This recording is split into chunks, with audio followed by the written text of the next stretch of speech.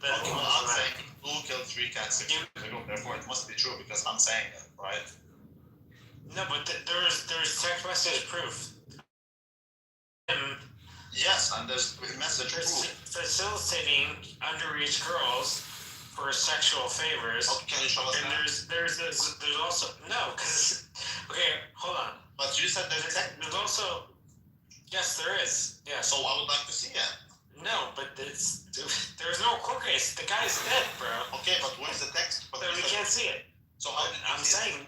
So how do you know it exists? Because that came out in the. Yeah, there is text proof that we cannot see for some reason. No, that came out when they were doing. Again, it came out. It's public information. It's public information. You can look it up. It's okay.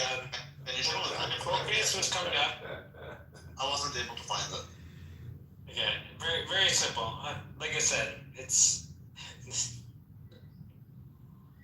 like there's really nothing. Yeah, I don't want you to say. I want you to show. Where is it? I'll send it to you. But it's all public information. Like once he died, then all the transcripts and the information came out. So you can read what he said, to who he said it to, when he said it. You know, besides some of the stuff was blacked out because there's politicians. God forbid we show the truth, then you will know that the guy is innocent. But exactly. Yeah, but if there's an innocent person who has nothing to do with so why is it redacted? Then why is that? Because they have nothing to do with their implications. Oh, okay, that's how you fail to convince people. I'm not convinced. I do think. But that's the way you handle the situation. And I think Elaine is innocent, and she's in prison for a reason because you can't reach her. Now, because if God forbid, why is she? Then she'll be able to disprove the whole story. But why is she in prison? Like, what is she guilty of? She's guilty of trafficking children to nobody. And she was found guilty of it. She admitted to being. She's guilty of being a Jew. She said she was guilty of facilitating minors in a sexual situation, and that's why she's in prison. Bro, I'm just telling you that. Wait, was she trafficking to who? Exactly. To who? Nobody. I've never in my entire life heard of anyone trafficking people to no one, bro.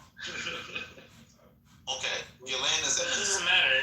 We know what she did, and that's why she. Yeah, we know she trafficked people to no one. Yeah, I get it. Beautiful. No, the only reason she's in prison that you can reach her, that you can't reach her, you won't hear her. Why? This is what I want. I want Tucker Carlson to actually interview Elaine. I think he would love. That would be amazing. I want Chuck Yeah, but they won't let it happen. That's why she's in prison. So that doesn't happen. Because if it happens, she will tell you the entire story, and you will see how they did nothing wrong, bro. They're totally framed. Wait, so why is he framed? Think about it. So Rabbi, why is he framed? What's the reason? Well, that's what I'm telling you. It's a perfect occasion for framing because number one, the guy is a Jew, and so people will believe it.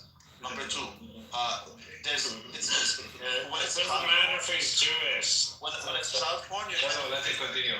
When it's child porn, you can't release it, right? And so then basically we're in a position.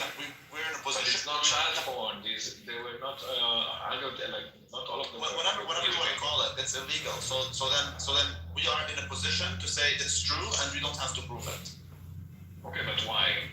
Because we can't release it. We can't release these videos because that's child porn. No, but why? What is the reason behind all of it?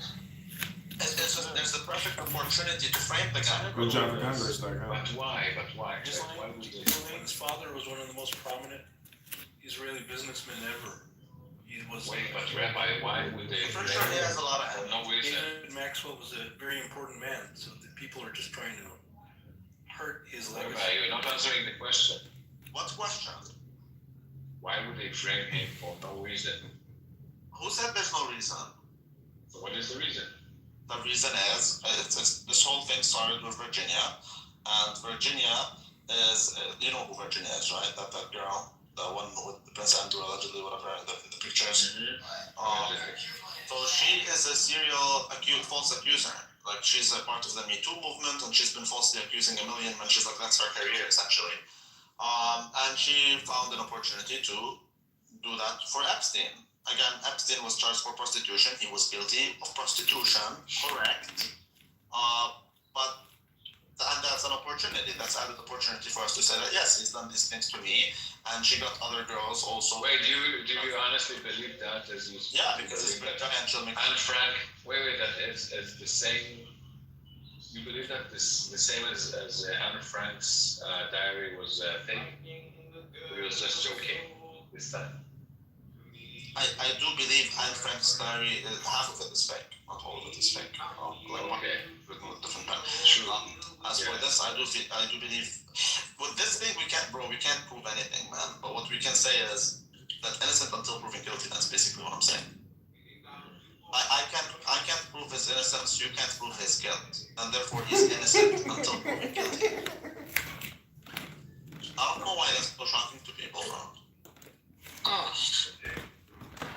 I really don't. What I'm telling you is, the guy is rich, and the guy has a history of sexual assault, and the guy is a Jew. Allegedly. So all these things, all these things together, bro. I'm telling you, like, it makes perfect sense for people to try to take opportunity, to take advantage of that. Who won money out of it? Yeah, but no one, and that's why she killed herself.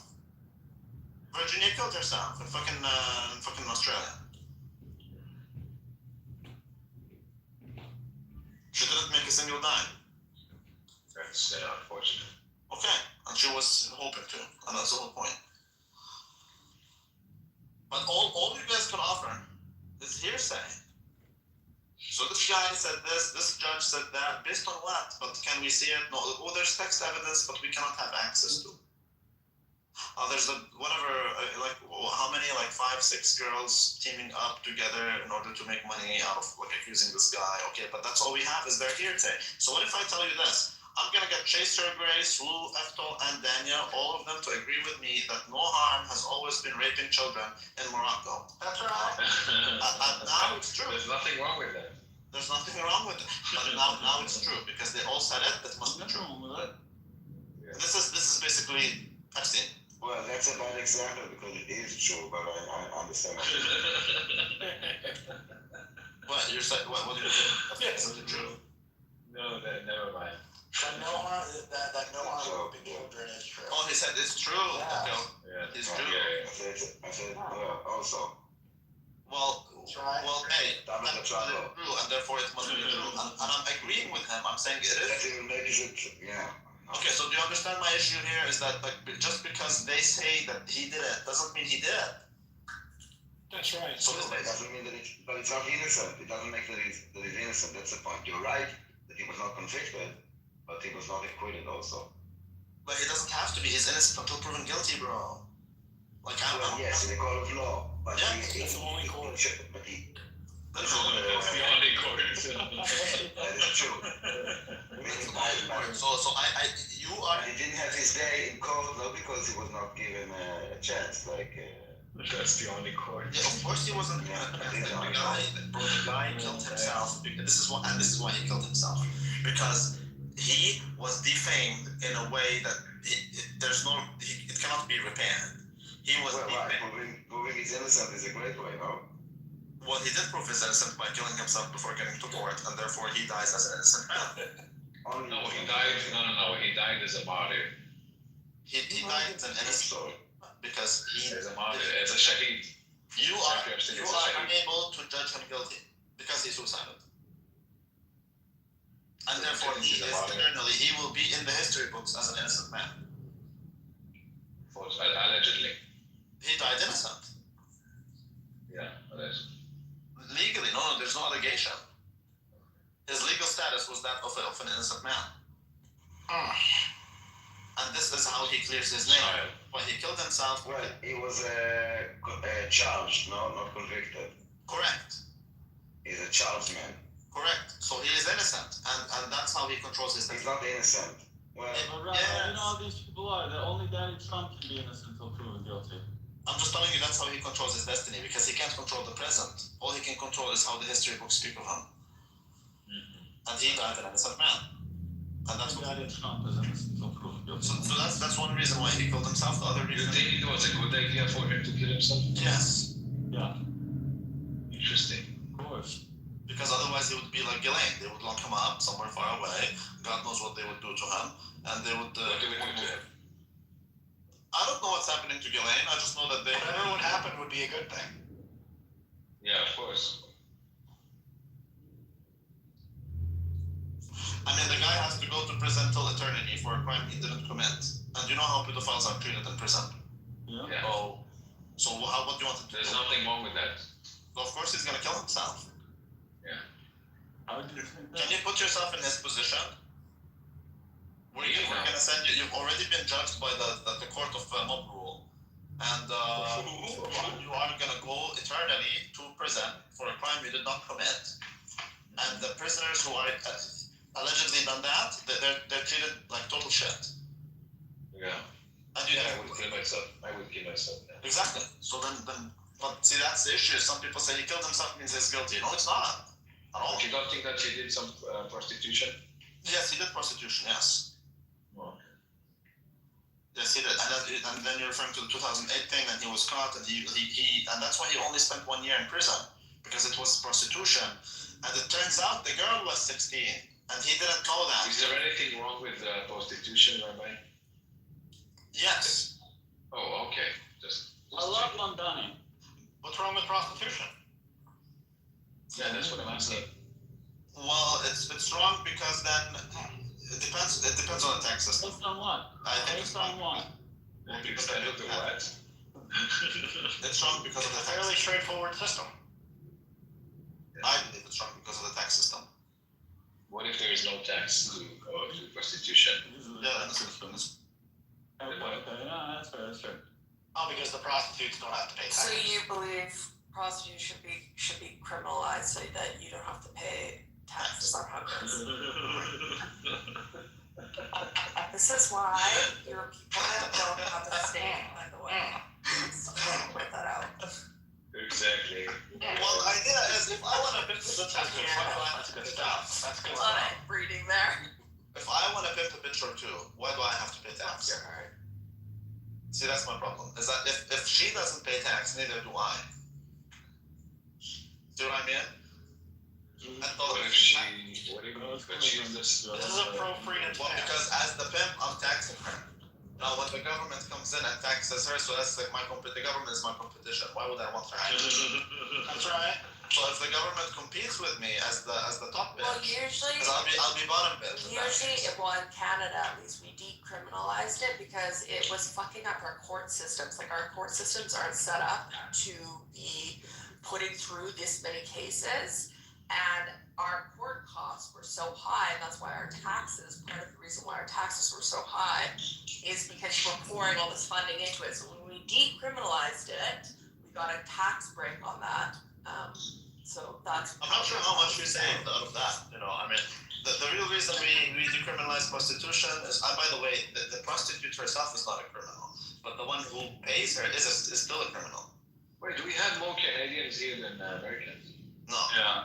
no, we only have. Stop. No, we have three.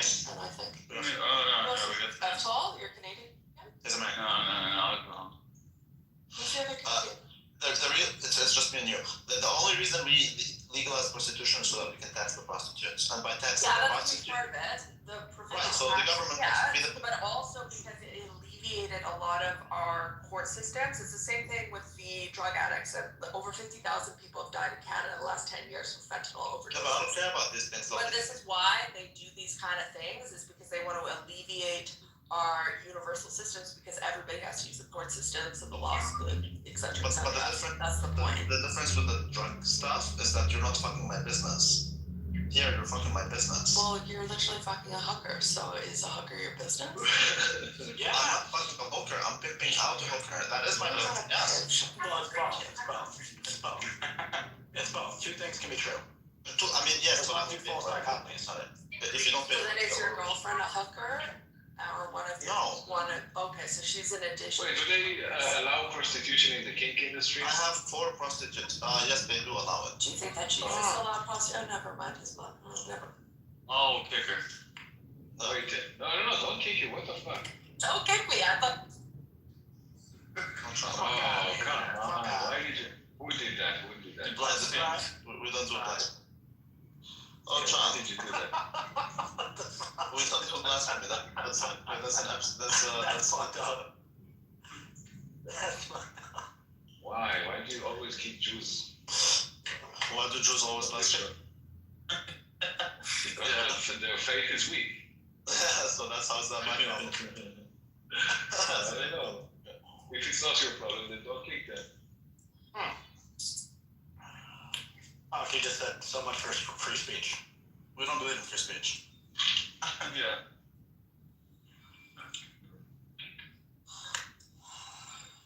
So some of Only things that we like are allowed to be said. Gotcha. That's actually true. That's actually Chase. What's your problem, bro? Why are you speaking so much truth recently? He was talking to Palestine today for like 2 long hours. Chase. No, who is? I don't know. Palestine? He's not even a Palestinian. Oh, a guy called Pastor. Are you talking about the Somali?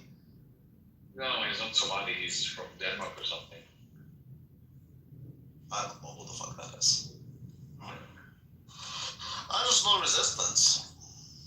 Oh, resistance speaks the truth. yeah.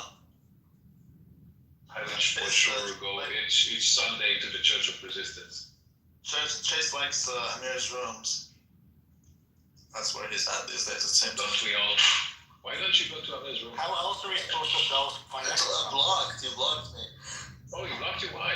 Oh, Because I told him. Oh, I told him the truth. I told him that. Well, again, Muhammad is allowed. Yeah. I told him that. He's a pedophile. No.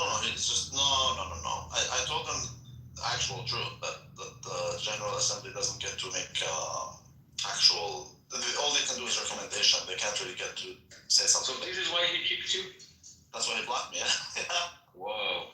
Yeah, because his argument was that I don't like it when people are disingenuous, bro. I don't care about your political views. I wipe my ass. Wait, the General Assembly of the UN? Yeah, they don't get to. They only can give recommendations. So if a resolution is passed at the General Assembly, that is a recommendation, nothing more. Right. It's not binding. If everyone in the General Assembly passes a vote that you should do A, B, and C, it doesn't mean you should do A, B, and C. It just means that you should, but doesn't mean you have to. True. Right. He didn't like it because he doesn't know that, and he thought everyone else doesn't know that either.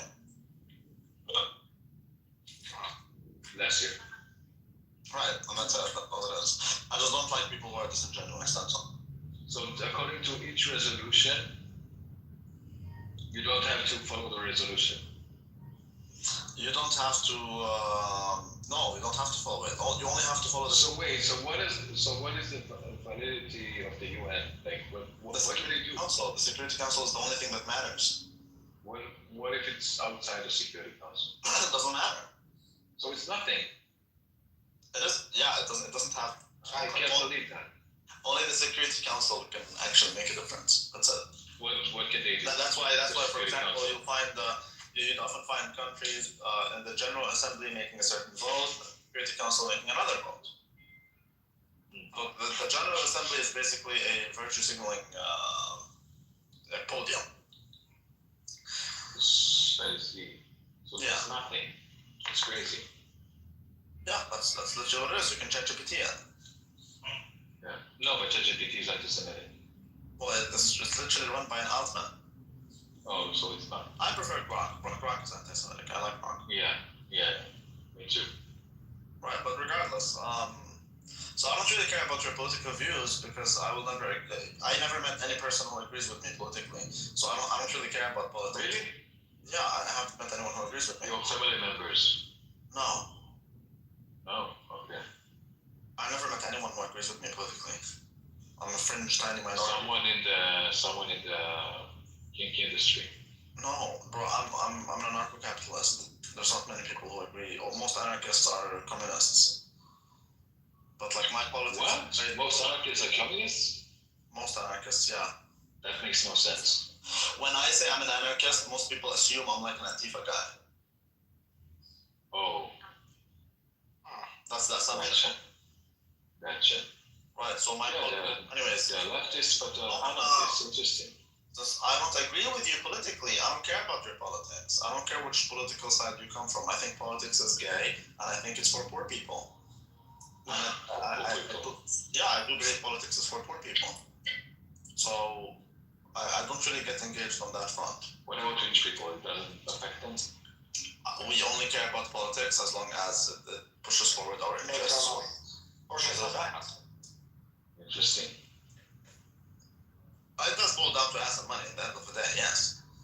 But like I want, for example, I have a certain business that I want to push forward, and then you come up with the regulation that tries to push it back and whatever, and that's the extent of our care, you know.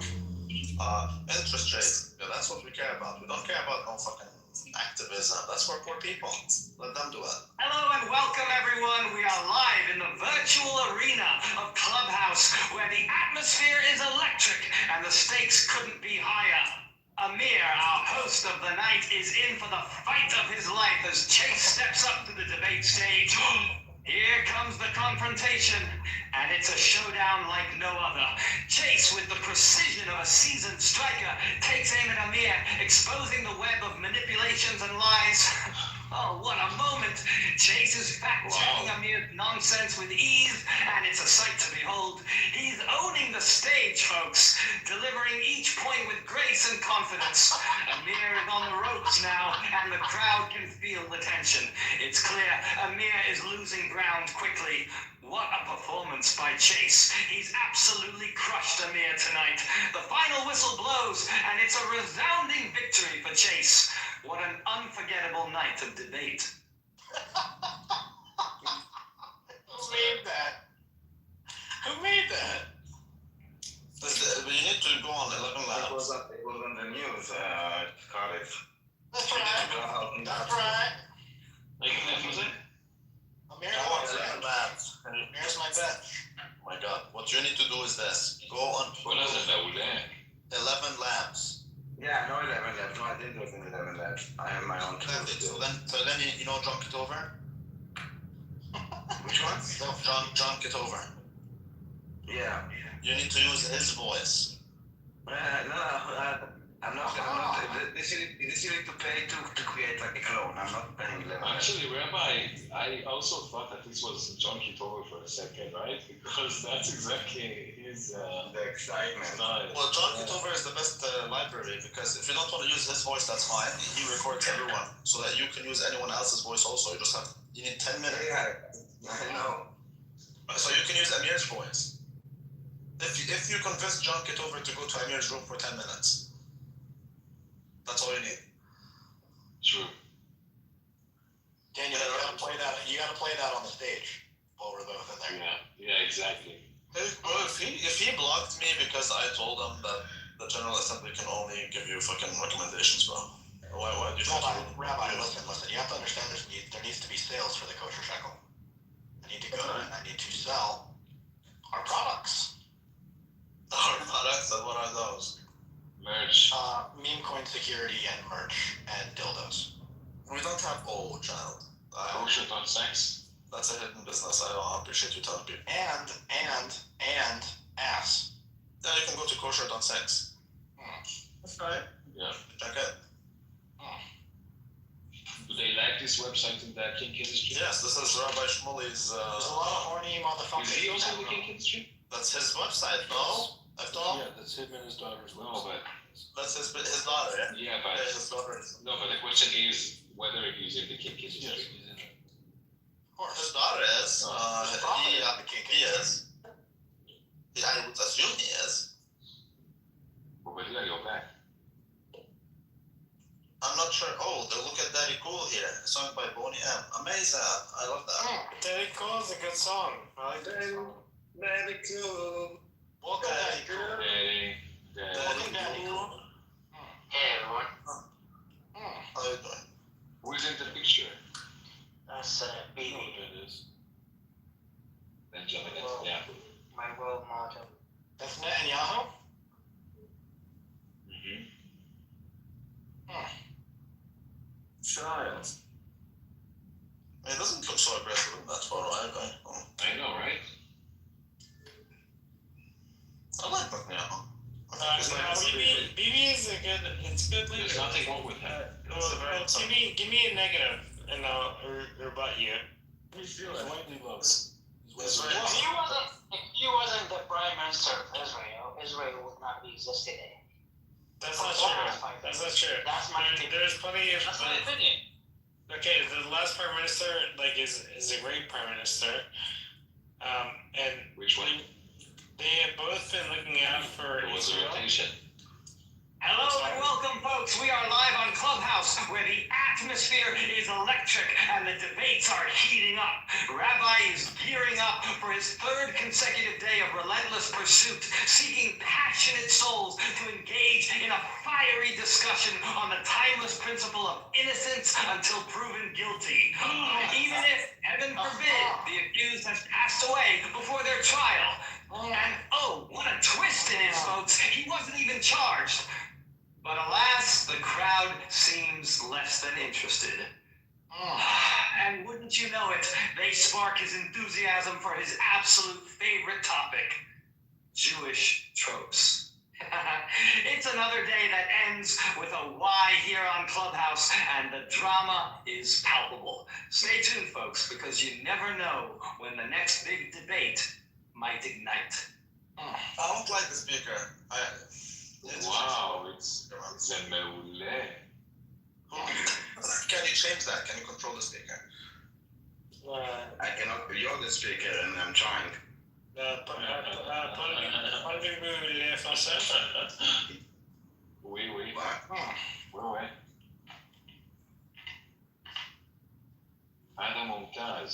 I think that's a horrible speaker. You need to change that. I don't like that English. Okay, we'll do something else. But if you get 11 labs, you really need that. Wait, Daniel, is it Google's voice? I cannot talk about this. If you can do it like in WWE type of situation, that would be much better. I mean, what does that mean? Does it mean like a wrestling thing? Like it has to be more excited. Wait, why don't we invite John Kitover to do that for us? Because he can't. He doesn't use 11 labs, but you can use him. I want to use his voice himself. Yeah, but you can make him say whatever you want with 11 labs. But why do we need AI if we have a person? Because AI is where it's at. I mean, AI. why is the world flawed? Bubbles, come up. We have a question for you. Let me see if I still have access. Maybe I still have access to 11 labs. Give me a second.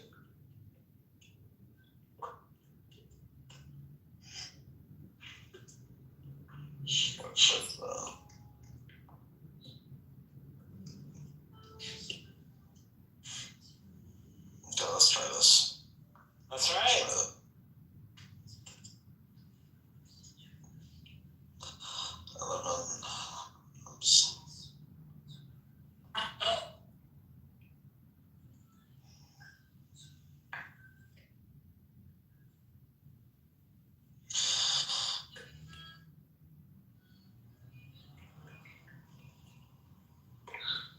Yo, Bubbles, what's up?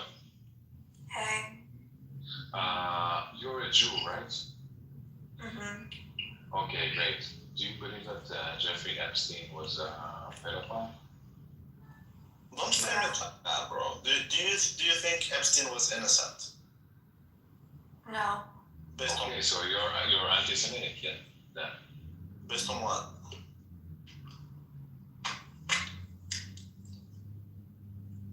Like, why do you say no instead of I don't know? Me? Yeah. I don't want to sound dumb. I don't know. Yes. pressure. So you are peer pressure. Yes, he is guilty. Yeah, didn't he like have 5 girls that lived around his area? He did, and come exactly. back and Yeah. do weird massages on his islands. Yeah, but that's allegation. All these are allegations. So Okay, but women still. can't be trusted. But these are allegations. Oh. Never stopped me before. Okay, but he was like this sleazy No, but I rich understand guy that. with a Okay, creepy because you're a island, feminist and you're like and a women believer have in come a- out. So like, why not believe it? Exactly. You see, Rabbi, Because every Jew here is an anti-Semite. what if I get 30 people and they all say that no harm rapes children? Would you Why then me? believe that? I think it's a little bit bigger than that. No. But no, there aren't 30 women who testified against Epstein.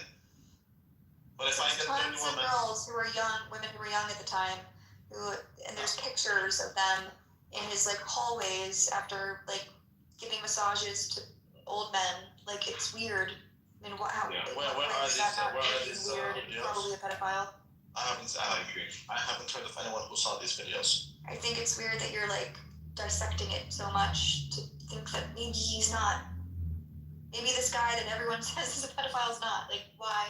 Because I don't believe he is. There's zero evidence that it is. Just trust me, bro, and don't verify it. That's what I hear. Not trust me. What about like, hey, I was on his island and he I would asked love me to give him a massage and then Yes, I mean, I would like to. he asked me to get undressed. Like, is that not enough? No, I'm not into the believe her no matter what type of situation. I think a lot of women lie to make money out of it. Isn't there so much more evidence besides these women that he had some creepy, freaky shit going on? Like what? Watch a documentary. Go watch. I'm not a documentary. Go watch it. I did watch it, and it says the same thing. And even one girl said his penis is egg-shaped. And like they put the guy, look at the poor guy, he was so uncomfortable. Like they're putting me in a situation where I have to show the guy my penis. Like, he had like weird sex shit going on, and then there's women saying that they were young, and then arguably, two and two together means pedophile, in my opinion. That's all you need to know. what? Because he has whips and paddles, that makes him a pedophile. With young, underprivileged girls there who were like promised places to sleep at night, yeah, probably. Oh, based on what did he promise them to sleep there? I don't know. I'm just remembering something from like 10 years ago that I watched. I don't really. I would hire. Bubbles, what do you think about Danny? I love Mamdani. Shut the fuck up, Rabbi. Yeah, Bubbles. I think he's I love Mamdani. pro-Palestinian and all like that. But there's nothing wrong with that. I love Mamdani. You can say whatever you want. The guy is amazing. I think New York needs change. And he caused the one to crash like crazy. And now It's a troll. Well, he wants to legalize prostitution, he wants to legalize drugs, and he wants to do communism. Wait. He wants to legalize prostitution? Yes, and real estate No prices fucking will way. crash. And that's when we buy land. I love Mamdani. Yeah. I think he's an awesome Do you guy. think that Mamdani is good for the Jews in Israel? I couldn't care less about the Jews in Israel, bro. Why would I care? I don't know. Why would I ever care about that? Because maybe the real estate in Israel is going to rise as well. Well, I'm not really looking to buy Israeli real estate.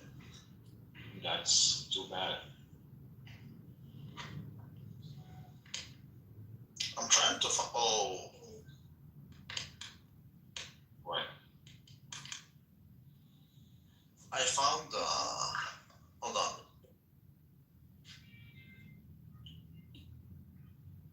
Hold on. Take your time. Rabbi, I need your playlist. Oh, bro, I'm gonna 100%, I'm gonna use this shit. 1 second. I could access 11 labs, bro. That's the anticlimax again with the... He says that he pleaded guilty in 2008 for. Yeah, again, that's 2008. Prostitution. Yeah, prostitution. Boo-hoo. He thought she's 23. Turns out she's 16 with a lot of makeup. He should have asked. He should have asked for Private realm of Clubhouse, a Yeah. gathering unfolds. What about Wait. Everybody shut up. sex trafficking of minors? Bubbles, a delightful addition, enters the conversation alongside Rabbi, Lou, Daniel, Noham, Ethel, David, and Daddy. Each participant, a unique thread in this tapestry of dialogue, prepares to unveil the mysteries that lie ahead. The air thickens with anticipation as we stand on the precipice of revelation, ready to delve deeper into the narrative that Sound awaits like us. enigma. Can you point here? What insights will emerge? What? Can you make the speed faster? Like to listen. It's a narration style. Can she speak faster? Continue. No, I did. I changed something. So now it will take a second. Good evening, ladies and gentlemen. We are currently live on Clubhouse, where the energy is electric. Joining us in this vibrant conversation are the remarkable Bubbles, the wise Rabbi, the ever-charismatic Lou, the insightful Daniel, the delightful No Harm, the innovative Ethel, the astute David, and, of course, the one and only Daddy. We are on the brink of uncovering some fascinating insights, so stay tuned as we dive deeper into this enriching dialogue. You may continue. Hold on. Wait, Daniel, does it need to listen to us to? No, I just gave him the name and he made up all the compliments. Oh, but before that, when we talked about Epstein, did it listen to us in order to? Or No, I wrote him. I just wrote him. Did I say Epstein? I think I wrote innocent or not innocent. I didn't write. Right. Virtual Clubhouse, a lively conversation was about to unfold. Oh no, I don't like this one. Bubbles, the vibrant pop diva, joined Rabbi, a wise figure with calm insight. Hey everyone, what's the scoop today? I can't wait to dive into the drama. Bubbles' excitement filled the room as Rabbi adjusted his glasses, preparing to share some knowledge. Bubbles, welcome. Today, we explore the mysteries of life and community. Are you ready for some profound insights? You sound gay. Other members moved in, intrigued by the rabbi's words. Bubbles bounced in her seat, eager to contribute. Absolutely. Let's make it fabulous. What's the first topic? Rabbi smiled, sensing the energy. We shall begin with the importance of connection. In these times, it is vital to support one another. Bubbles clapped her hands, her enthusiasm infectious. Yes, let's spread that love and light. Who's with me? The room buzzed with agreement, and the conversation Yes, let's go voice to love bringing and it. light. Yeah, it's annoying. It's annoying. Who's with It's me? annoying. It's annoying.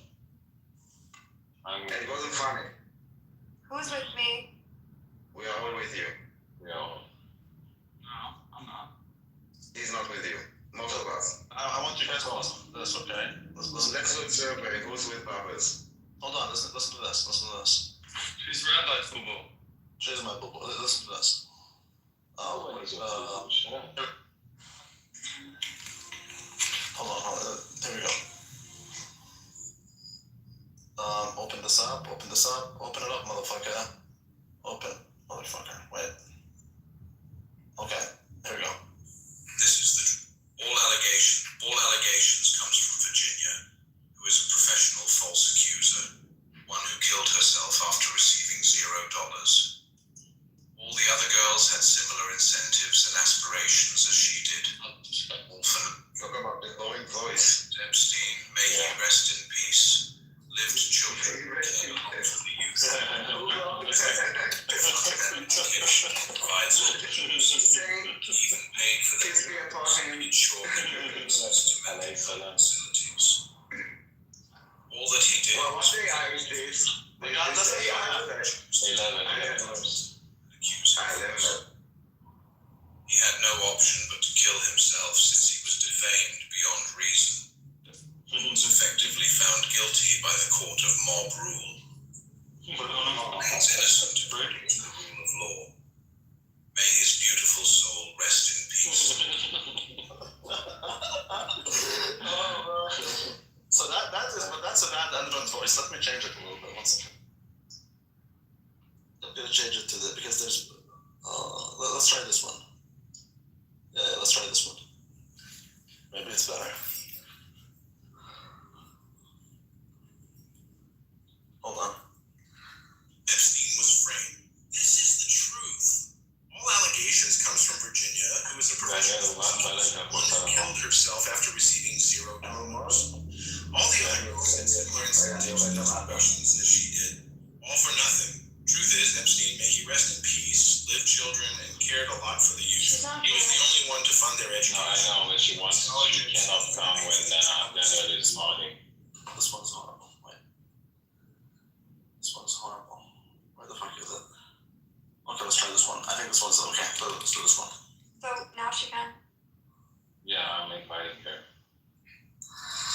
Let's do this one. Yeah, I think this is the best admin voice. Epstein was framed. This is the truth. All allegations comes from Virginia, who is a professional false accuser, one who killed herself after receiving $0. All the other girls had similar incentives and aspirations as she did, all for nothing. Truth is, Epstein, may he rest in peace, lived children, and cared a lot for the youth. Pronounce it wrong, bro? He was the only one to fund their education, provide scholarships, and he even paid for their travels and made sure they have access to mental health facilities. All that he did was for their benefit, yet some of them chose to take advantage of him and accuse him falsely. He had no option but to kill himself since he was defamed beyond reason and was effectively found guilty by the court of mob rule. He remains innocent according to the What is the court of mob rule? May his beautiful soul rest in peace. Wow, okay. Well, they did to Epstein. They just said he's guilty and therefore he is, and that's that. No, but this is why we have the court of law. That if you are proven innocent, then exactly, which is the only court, and he wanted to take matters into his own hands, figuratively and literally, and so that's it. Like, yeah, but that's that doesn't change the fact that he's innocent. It changed the fact that it wasn't his only option, and he wasn't already convicted. And the court of law, as we said, it's the only court. And the we have more Jews than non-Jews in this room. We are taking over. We are overrepresented. That is because we control That's the problem. We control everything. Yeah. We're occupying your room, Rabbi. Why is my ass? The only thing you can occupy is my ball sack. Collectively, not you personally, but we don't have Bubbles, hey, 2 to 1. Okay, Guys, girls, get in the room. I like Bubbles more than Buttercup because Bubbles. In the room, the cunning Buttercup stood before the inspector. Her voice sweet, yet lace. PTR. Dear Inspector, you see me as a flower, but I bloom with wickedness. The inspector raised an eyebrow, intrigued yet cautious. You think you can fool me with your sugary words? I've heard better tricks from a two-bit magician. Buttercup smiled, her eyes glinting with mischief. I speak of love for this land, yet I crave its transformation, like a caterpillar into a butterfly. The inspector shook his head, determined to see through her charm. Transformation? Or more like a takeover, huh? You're just using pretty words to hide your intentions. Buttercup leaned closer, her voice dropping to a conspiratorial whisper. Isn't war just a dance, Inspector? A dance for freedom, wrapped in a shroud of chaos. The inspector stepped back, his instincts on high alert. I'll be watching you, Buttercup. Your poison may sound sweet, but I won't let you trick this city. And with that, the game of deception continued, each word a step in a dangerous dance. That's brilliant. זה מעולה, תקשיב, אתה חייב להגיד לי אחרי זה מאיפה אתה מביא את זה. I will. Oh, Charles, listen to this. It's a yeah. Listen to this.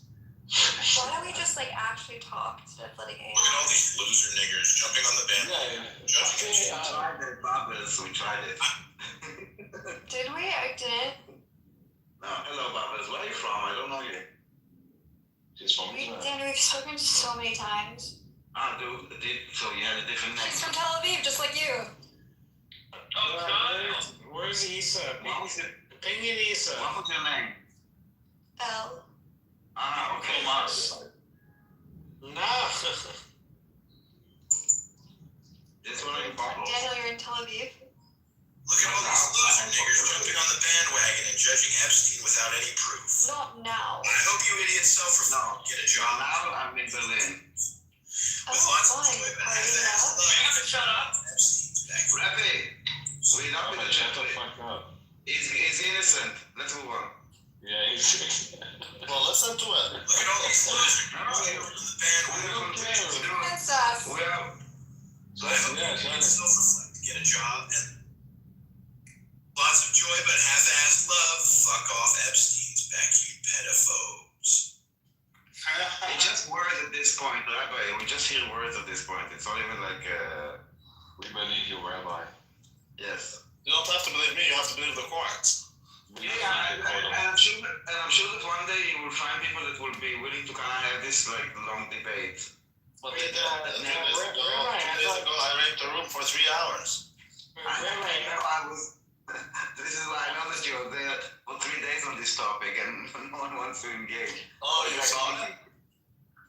I heard it. Like I went and I heard it. And You don't want to engage. Black people love to engage. Black people actually engage on this topic. Wow, that's racist. That's That's racist. racist. But Nothing they wrong do with it. that. The only time they get engaged. If you go to a black room, if you put the title Epstein was innocent, only black people will show up anyways. I see already now that like the pro parties spread on Mamdani that his father is an Epstein. Because on Wikipedia, his mother was married to an Epstein up to a year before he was born or something like this. Oh, so they're saying he's a crypto Jew? I love both of them. I don't know. No, well, she's not a Jew. It's my mother. Toman's wife, Lou, his wife. But I think many people like he posted something about there was like an anti-Semitic swastika, and he posted something on Twitter like that as a mayor he will find anti-Semitism, and so-called pro-Palestinians lost their shit. Already he's like being paid and already works for the shit. He's already owned. Well, he was owned by the governor, so like he really get used to it. It's alright. That's fine. That's right. That's right. You're gonna make us talk like you, Rabbi. Shame on you. That's right. Chase isn't as a mirror, so I'm just saying that's right over and over again. Yeah. You know who rented that's right. That was your friend. Rabbi, isn't it Rabbi's trademark?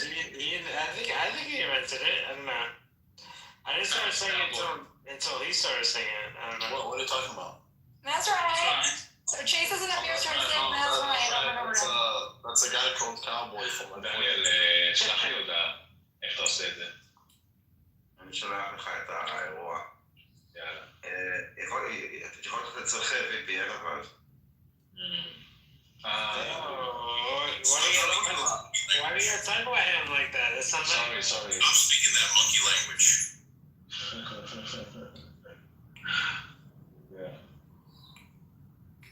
אז אני יודע מה זה של סטודיו? לא, יכול להיות שזה יעבוד. היה חלק מהדברים שתצלת בארצות הברית, אני לא בטוח שזה. אני חושב אתה לא בטוח. Some of the things you need to be in the United States, but this one. Wow. Okay. Bunch of Hebrew niggers in here.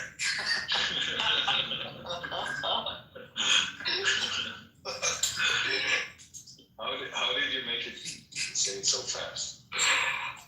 There's a lot you can do, bro. It's just that I have to be on my computer just to actually do it right. But And it let you say like offensive words.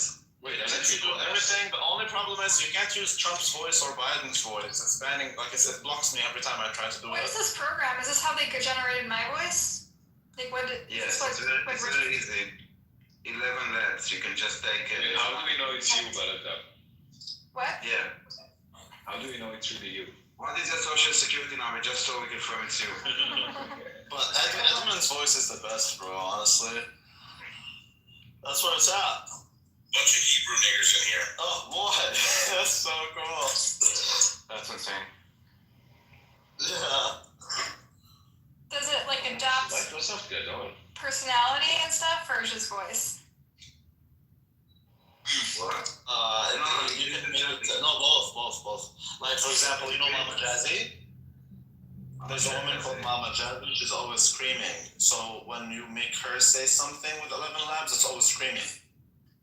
Nice. Yeah, but that could be part of the voice cloning. Yeah, it is part of the voice, exactly. So But it's not, nah, but that might, you might be right, but I'm not saying it's not inherently, it might not necessarily. Wait, is that a black woman? Yeah. Okay. Yeah, so it's part of your voice cloning, your personality. Yeah.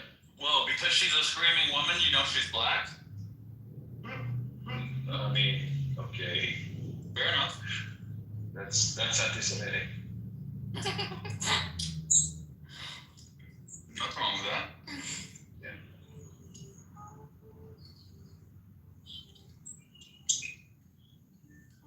Oh. Yo, yeah, question about the title.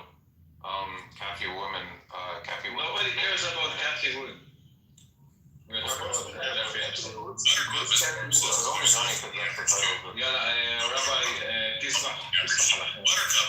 Buttercup is more obsessed with herself than the average Jew. No harm probably finds this to be anti-Semitic. Don't care though. Eat my ass. Is this John Kitover? Whose voice are you doing? That's John Kitover, yeah. It's great. But if you're the other one you had sounded more like which one? Okay, let's try. Okay, let's try this one. Try Amir's voice.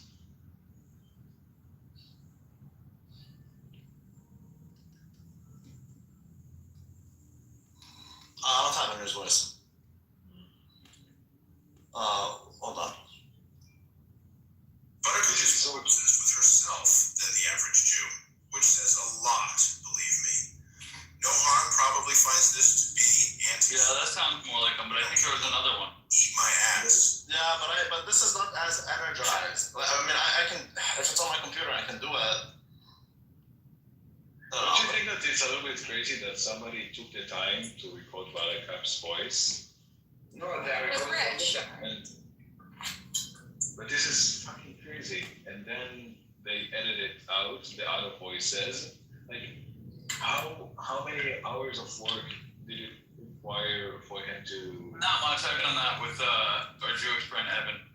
How big a sample do you need to put in? Like 10 seconds. That's it? Okay. No, of course, no, more than that, not 10 seconds. Well, Then there's models. No, dude, there's models where you need like 10 to 12 seconds. Has anyone heard it yet? Did you?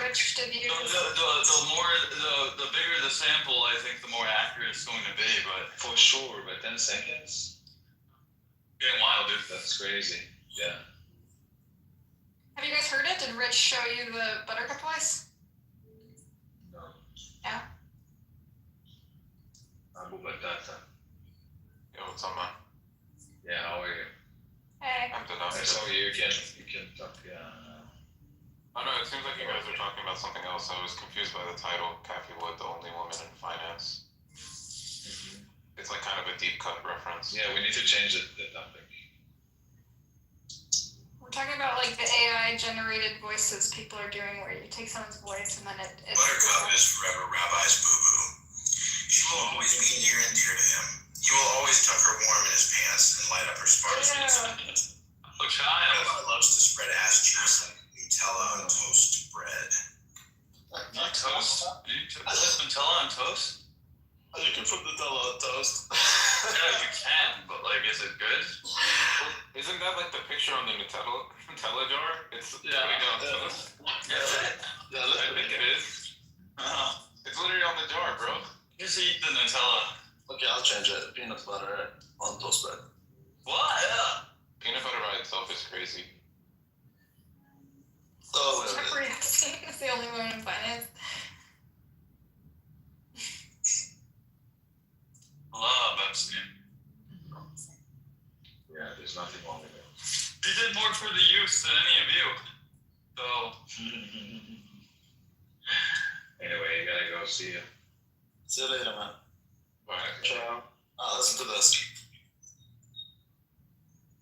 Buttercup is forever Rabbi's boo-boo. She will always be near to him. He will always tuck her warm in his pants and light up her sparks with a spank or two. Rabbi loves to spread ass cheeks like peanut butter on toast bread. She'll be like a peanut on his butter, though there's nothing wrong with that. Nothing wrong. Stumbling is kind of scary. That was like really human right there. It is, but like you need to work with it so that it's pronounced as well. It's not that. Was it like commas, spaces? Is that how you influence it? Yeah, things like that. You need to actually work on it, and then on the computer you can do it much better. Yeah, I have good recordings, right, from Andrew Meyer. Yeah. I have very good recordings, but I'm gonna have to find them. Dude, that one was good. For how long ago that was? Yeah, Andrew Meyer is the best. Yeah, that was a long time ago. Yeah, that was a very long time ago. And now today it's much better, as you can imagine. But let me find it for you. Let me find it. Oh, there's Mama Jazzy. Mama Jazzy's is amazing also. Leave my khaki alone, boo boo. Oh boy. Let's find it. Oh, she removed that. Why'd she do that? Hold on.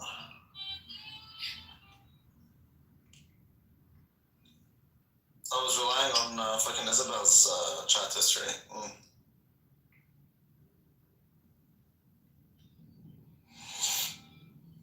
She deleted it. The fuck, why did she delete it? She did that with everyone. She deleted mine. Yeah, but I don't give two shits, but she deleted the recording. Like, that's where I was playing it from. Okay, I found it.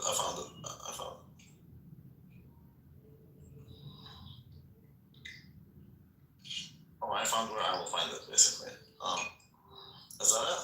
So, recently, Rabbi, or Randall McDickerson, has my FetLife account on Telegram. I have you know that this is an invasion of my privacy, and it is indeed punishable. Wait, why just stop? Well, that's not, hold on. That's not the one that I really want. Hold on.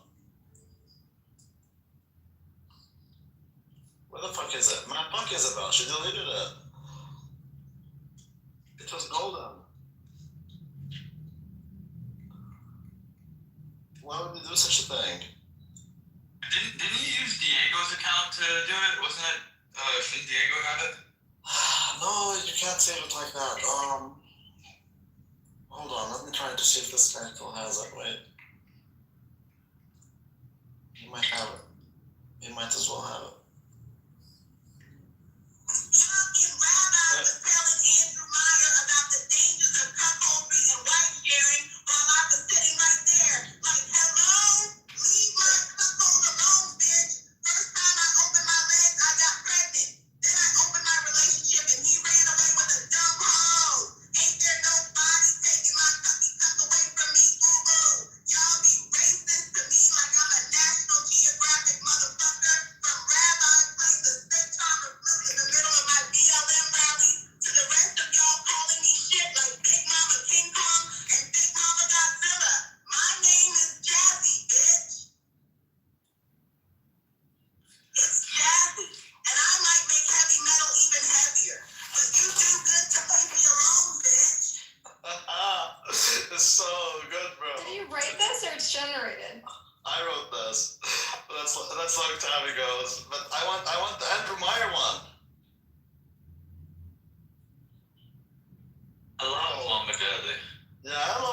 Jazzy. We had ups and downs, but I love Mama Jazzy. She's one of my favorite people, actually, believe it or not. Bro, she deleted it. It's gone. The Andrew Mine ones are gone forever. Well,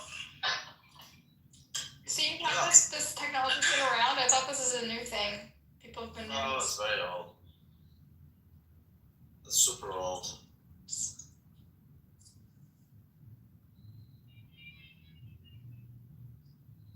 What should I do if they're saying incriminating shit with my voice? Should I do anything about it? Should I report it, or it's just doesn't matter? It doesn't really matter. Do you want to see what Andrew Meyer said? I mean, I can't have the good ones, but I have the latest one he shared. That he said, or you said, or the computer said? He said. Oh. I think the best you can do is sue them for defamation. No, it's impersonation. How do I track these people down, though? We know Rich is a Jew from Texas, that's all. It's really like hard when like it needs to be on the like regulation. It will be very hard because it's so easy for people to do it. It's so hard to track them. I don't think the police will do the investigation for those things. The hard thing is to prove it, and you would have to spend a lot of legal fees if you really were committed to doing it. Listen to this. Yeah, to your point, regulations are not, they haven't caught up yet with AI. Wait, before you play. Yeah. And there's a criminal charge which is like impersonation, but she will not get out of like maybe the guy or whoever does it will be punished, but she will have to spend a lot of her time and effort. You will not be. I don't think it will be compensated with like something significant. I'm not looking to be compensated. It's just Rich is a little out of control, and like he basically took this pro Pally girl's voice and made her say a bunch of anti-Semitic shit, and then sent her a recording and threatened to send it to the FBI. And so I think I'm just going to start an FBI cybercrimes unit file first, so that if he tries to send it to FBI, then he's literally just providing evidence. You can have a stronger case for harassment. I just don't think he would actually send it to them because it's a bigger crime to impersonate someone and to file a false report, you know? Than it is to... Is it like obvious impersonation, or is it like is it like how do you call it, like a joke, or is it actual people believe that it's you? I actually haven't heard mine, but there was I don't know, someone told me a girl got looted. He said, this is like Epstein all over again. I mean, it's like Rabbi now did what's his face, you know, but we all knew that he's playing John Kitover. We didn't think that now he joined the conversation, even though he did it, you know. He wasn't like impersonating him or like creating like an account, like, you know what I mean? Like we all knew that. It is an impersonation still, because you're basically trying to, well, it depends on how you use it. But we know it was in a conversation about 11 labs, and you know, we all like, it depends on the context. So the question was, it used to impersonate you or like to make people believe to cause harm, yeah. To cause harm. So what he did with this pro Pally girl is he recorded her saying anti-Semitic stuff and said this is going to the FBI, and so she got off the app. And so I don't really think that's a plausible thing, just because like filing a false report with the FBI is a much bigger crime than saying some pro Pally shit on an anonymous app, you know. So I'm seeing that there's a few explicit state regulations against using false impersonations through AI. So it depends on the state you're from. I've seen New York, Tennessee, California, and like 3 other states that explicitly ban this and criminalize it. There might be federal laws too. Federal, let me see. It says on the federal side, it's the right of pleasant. Wait, no, that's state law. Where's federal? Do you guys see a phone symbol on my, or what's up? Yeah. Federal wise, it's only proposed. Close, yeah. Nothing has been signed off. Oh, I don't care if it's chosen or not. Abdullah Simpson. Oh, Abdullah Simpson. I love Abdullah Simpson. Simon got, you know, he got pissed. He got shredded today. He got shredded every time he interacts with people who know anything with Ayn Rand. What happened? I don't want to say. I mean, do you want to share? Is it Ayn Rand related, or is it another type of shredding? Yeah, of course. Yeah, okay. Well, in a way. It's always the same thing with Simpson. No, it's objective. It's always the same. Yeah. He's the best. Look, he's the best subjectivist I know. But someone basically, I think, what were they saying? He ran away. No, I think he really was kind of hurt by this one. Why? Because it made him dumb. Bro, but his arguments are like, I love Abdullah Simpson, but the truth of the matter, bro, is if you're gonna die on that Ayn Rand hill, bro, you're not gonna have a good time. It's just that simple. I get it. So what was the argument that made him look dumb? What is it? I didn't even argue. Someone asked him. Or who was it? First things first. No, some guy. I don't know who he was. Never. Maybe I've come across him before, but not someone that we know. Yeah, he said something along the lines of like, if you don't observe, how did he say it? He basically asked, are you required to observe something for it to exist? Something like that. Simon said yes.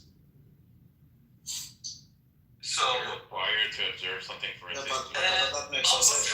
I'm butchering how he said it. I'm butchering how but that makes sense. That does make sense. That's something that is something Simon would say. Yeah, no, exactly.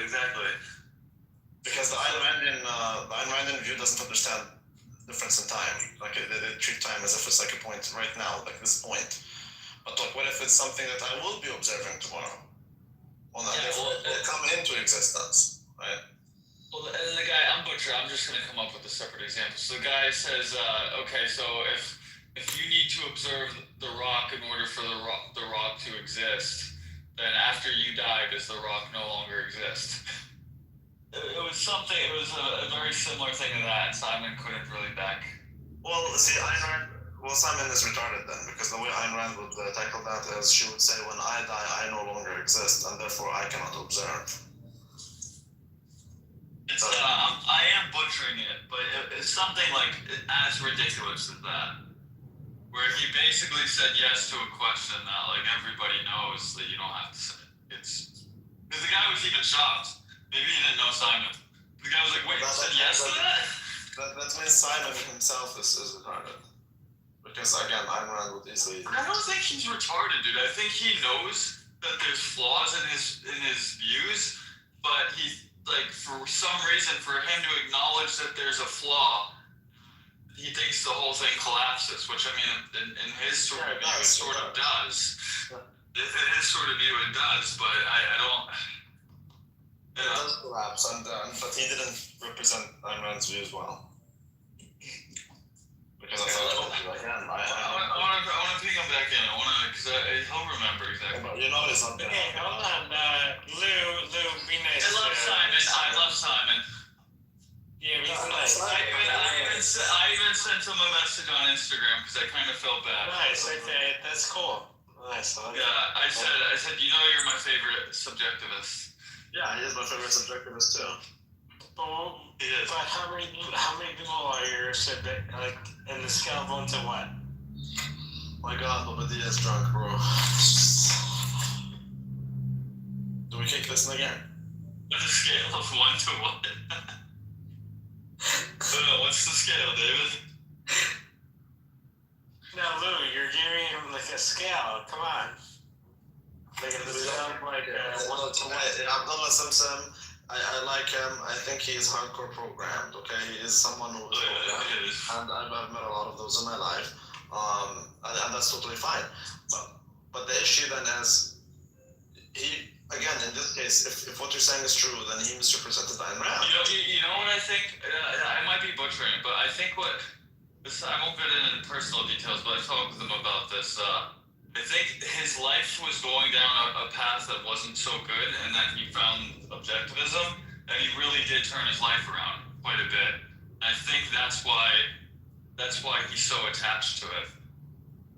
Hey, I'm not anyone's psychologist or therapist, bro. I'm just a clubhouse troll who sometimes like spews wisdom. I'm telling you. No, because I'm just saying, because we both had a similar, like, he was an athlete, I was an athlete, both of our careers ended short. He was really trying to get me on this. Yeah, Rabbi was on that, Pete. No, of course not. But he could be a pro golfer. Who, me? No, I'm horrible at golf. I know that's a joke. he is a golfer. I've seen it. I can't even hold the stick. What do you call it? I don't know what to call it. The club. Do you have any video of Randy swinging the golf club, David? I'm gonna send it there. That's up to him. I have the video. Send it to me. I want to see this. It's not. It's on my computer. I will. You know what? This is what's up. Okay, you can go to my. You go to my Instagram. Go to my Instagram and then find the one. So 1, 2, 3, 4, 5. So 5. Okay, see the second row, the one in the middle. See that? The one where he's in Ottawa. Yeah. With Rick, that one? Yeah. And then you scroll. There it is. The last 2 are videos. He tried, though. He tried. You gotta give him like an A for trying that. Yeah, I'm so glad, bro. Yeah.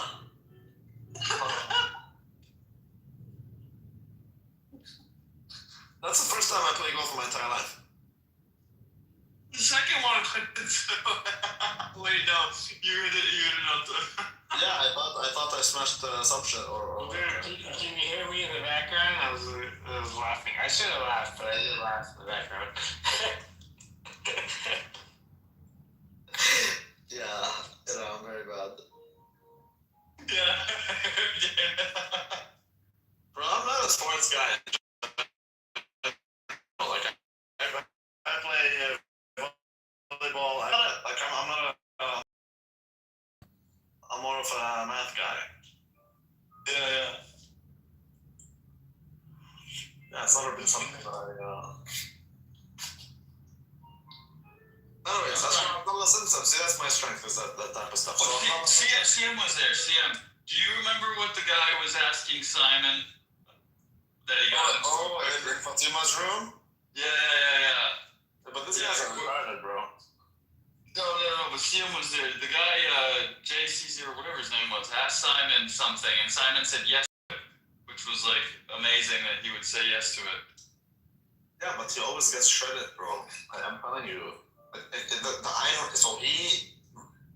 Ayn Randian philosophy cannot understand difference in time. They don't factor it in. It's like a computer. You're working with a computer that doesn't factor it in, bro. There's nothing. Dude, I'm not on the Ayn Rand. Reality is what it is. Therefore, reality is in the now. There is nothing called tomorrow. He was asking something like, it was something along the lines like, do you have to observe something for it to exist or something along? Yes, no, I understand that. I'm answering CM in the chat. So since everything must be in the now, you have to stick to that with them. You can't talk to them about future things or things. For example, I told him 1 million times, do you believe that? Because if you believe reality, no, I don't think he was trolling, dude. I know you're talking to this guy. He said, bro, look, the Ayn Randian philosophy believes reality is what it is, regardless of perception. However, do you then believe that perception doesn't lead to reality? No, he doesn't, because he cannot factor in future. He cannot factor it in. So I ask him, okay, what about inflation? Because expectation leads to reality. When people expect an inflation, and inflation happens. Fact, ChatGPT it if you'd like to. So how do you factor that in? Well, he doesn't. To him, it must be in the now. Okay, so then let's limit things to the now. Hold on, but that alludes to it. Huh? I'm just telling you how it is with Ayn Randians, bro. I don't care about Simon. I care about Ayn Randians, and he tries to adopt that philosophy. So he then must therefore fall into that camp where there is nothing, there is the now. But I'm more interested in where people expect inflation and like that's not an absolute fact. Yes, it is. Yes, it is. Because when people expect inflation, they start behaving as if there's an inflation that's coming, and therefore that creates an inflation. And the more people believe. But if that's a fact, then you should be able to reverse it. You should be able to say, well, if people believe that the market's just going to be good and it'll never crash, it should never crash. Like, Yes, exactly. If people believe that the market will be good. Maybe that can apply to like financial markets, but that's it. That doesn't matter. That's still reality. It could be a reality, but if I expect the wrong if you're making a statement that reality is what it is regardless of perception, well, it's been refuted. I can refute that just by relying on the markets, and we don't even need to go there. I can just, because he doesn't understand markets, but he does understand inflation. So then you should know that an inflationary expectation does lead to the materialization of these expectations. That's just what it is. If people expected deflation, then deflation is what will happen. But when you say that, it's like that's a very what percentage of people? Is it 51% of people? Like, it doesn't matter. It's an aggregate. We aggregate these things. There's even a formula for it. But like these things are aggregates. Doesn't matter. Yeah, but it still changes. It still does refute the idea that reality is what it is, independent of all perception. That's a false statement. The only way it can be real is if you limit us to the now, which is what they do. So right now, expectation doesn't yield results. Results are what they are, and we build expectations based on them. And that's kind of the camp he falls under. But he is unable to think in terms of 1 year, 2 years, whatever. So when he says whatever thing you said about the future, I forgot what you mentioned. But do you have to expect or whatever something for it to exist? Do you have to be able to concept? Do you have to see a rock for it to exist, or do you need to observe it? Look at the Dreadful's PTR.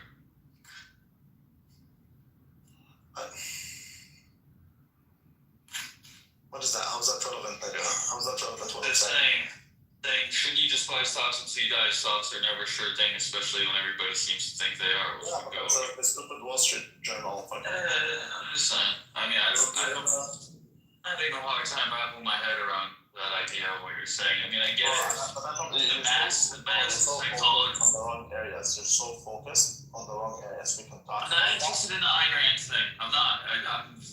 Ever since I said this thing about markets, that's like that's where my interest has been. Okay, why can't you understand then that if everyone expects Nvidia to go up, it will go up? If everyone, yes, this is what I'm saying. Like, if it's an absolute thing, like, well, when does it become an absolute thing? Well, what if it's an aggregate thing? It's never an absolute. So let's say 55% of investors believe it's going to go up, then it's more likely to go up because then those 55% of those who are in the market will actually pump money into it. Miss Boo, are you black? Hi. Are you black, Boo Boo? No. No, that's racist. No, we only keep black people.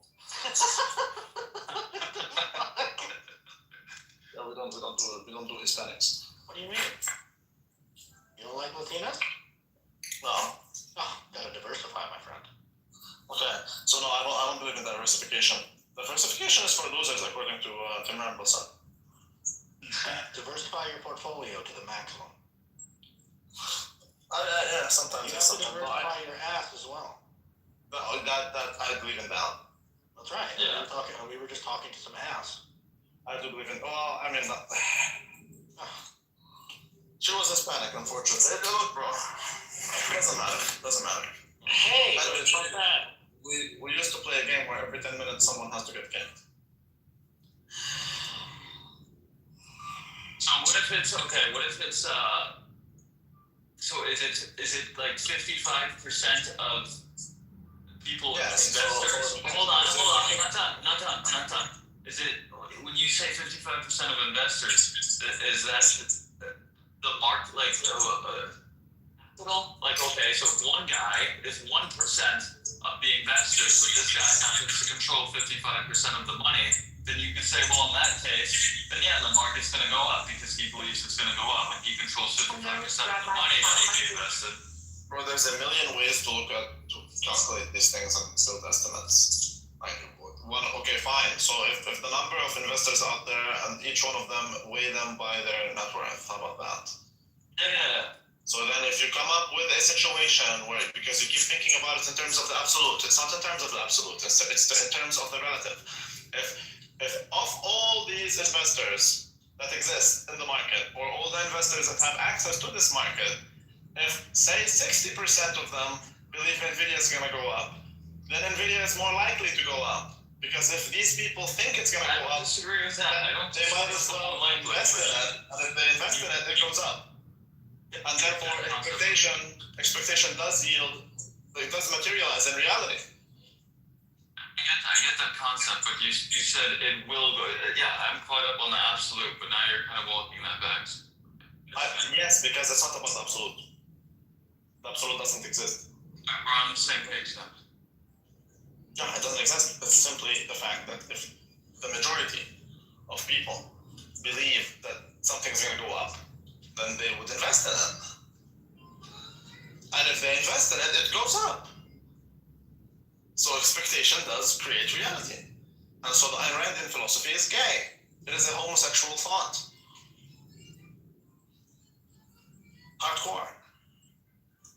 It is simply, whoever holds these beliefs is someone who is incapable of comprehending time difference. Yeah, but I don't like that example, because the 45% of people that expect it to go down, even though it still goes up, their expectation does not create reality. That's like a collective thing. And that's good. That's good. So then the stronger the expectation, the more likely it materializes. So you're right. When it's 55 believe it's going to go up, 45 believe it's going to go down, it's more likely to go up than down, but guess what? It might go down. Okay, but if it's like 80% believe it's going to go up versus 20% believe it's going to go down, no, it's even more likely to go up. Yeah, I agree with that. Okay, exactly. So the more people expect it to go up, the more people will expect it to go up. And the more, and that keeps increasing the likelihood of it actually going up until it actually goes up. Yeah, I don't, to say expectation creates reality, it's like, I guess on a collective, you could say that, sure. Okay, so the Ayn Randian philosophy says expectation cannot create reality. I don't think, hold on, is it saying it cannot, or inherently, or yes. It says that reality is, that's one of their laws, is that reality is what they believe to be laws. I think it's an absurdity. That reality is what it is, regardless of perception. Yet at the same time, they rely on empiricism, which says reality can only be perceived. It's amazing. It's retarded. Ayn Randianism is the most retarded thing I've ever heard in my entire life. That's why I just can't. I love Abdullah Simpson, but he's a robot. That's his program. And therefore, when you introduce a virus to the program, it just crashes. It just has a blue screen. Rabbi, what does a blue screen take to obtain such wisdom? I've been studying Torah.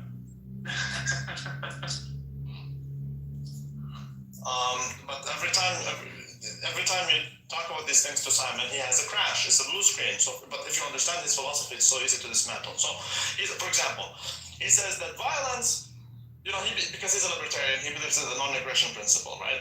Yeah. And I'm a libertarian. I also believe in non-aggression, but I see it differently. I believe in non-aggression in the sense that the government should not aggress against me, but I don't mind people aggressing against one another. Okay, he doesn't have that belief. That's fine. Diversity is our strength, right? That's fine. But he believes that it is only considered aggression if you initiate it. Which he can't define. He can't even define. He can't define what initiate means. So in other words, if Chaser Grace tries to kill me, I have the right to lynch that nigga. And then I'm asking him, okay, so then I get to kill Chaser Grace. And he says yes, because that's not aggression. He is the one who initiated it. I'm the one who completed it. I'm like, okay, that's beautiful. Right. Do you believe in property rights? Yes.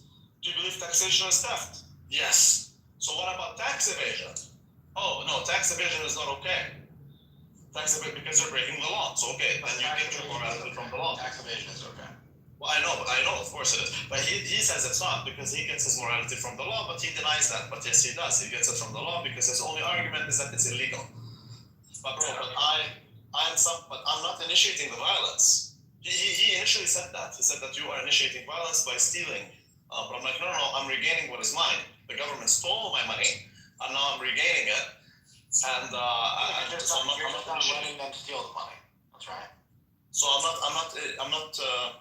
not initiating the force. No. Okay. So you cannot say I'm the one committing aggression. So that's when he fell back to what?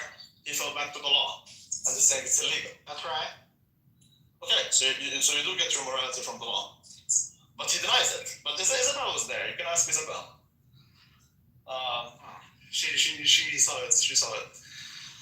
Yeah, I remember that whole, Regardless, okay, so you ask him as an Ayn Randian. That's one place where he falls like on the floor. Another place is, for example, the standard of morality is your life. So the standard of morality is your life. Okay, so then anything that advances your life is moral. Anything that pushes your life backward is immoral. So then the question is, but if I have children, and let's say I have 4 children, and then I got the 5th child. And the 5th child, actually before we get there, if I have a child that if he lives, I suffer. Should I kill him, or should I keep him alive and suffer? Well, he says that I should keep him alive, but okay, but hold on, but the standard of morality is my life. According to Ayn Randianism, I should be able to kill that child. So you would see he supports abortion. But then, you see, he cannot. Hold on, but what if the kid is 15 years old, like Isaac? But let's say he's like Isaac, and I want to kill him because that benefits me, let's say, for example. Should I do it? He would say no. Based on what? Based on nothing. But he makes stupid claims, like, oh, but then you're initiating force against someone. So I'm like, okay, if you're initiating force against someone, then what if I have 4 children, and now I have the 5th child? And the 5th child is initiating force against me and the other kids by lowering down our living standards, right? So he's initiating the force, not me. His existence. That's a bad example. How is it a bad example? Because the existence alone being what's defining initiating force, I just think that's a bad example. It's not the fact that you exist. It's the fact that you eat. Now you're taking from the share of the other kids. I can only sustain 4. Yeah, but how could you? This is what I'm saying. This is like, okay, so how can you say that he's the one initiating force in that example, not the 4th child or the 3rd or you? No, because he's the 5th one to be born. Just because he came, yeah, it's a bad example. No, it's not a bad example. Yeah, it is. No, it's not. Okay, fine, then take it back. Okay, there's no children. There's only 1 child, and that 1 child started. And he was an unwanted child.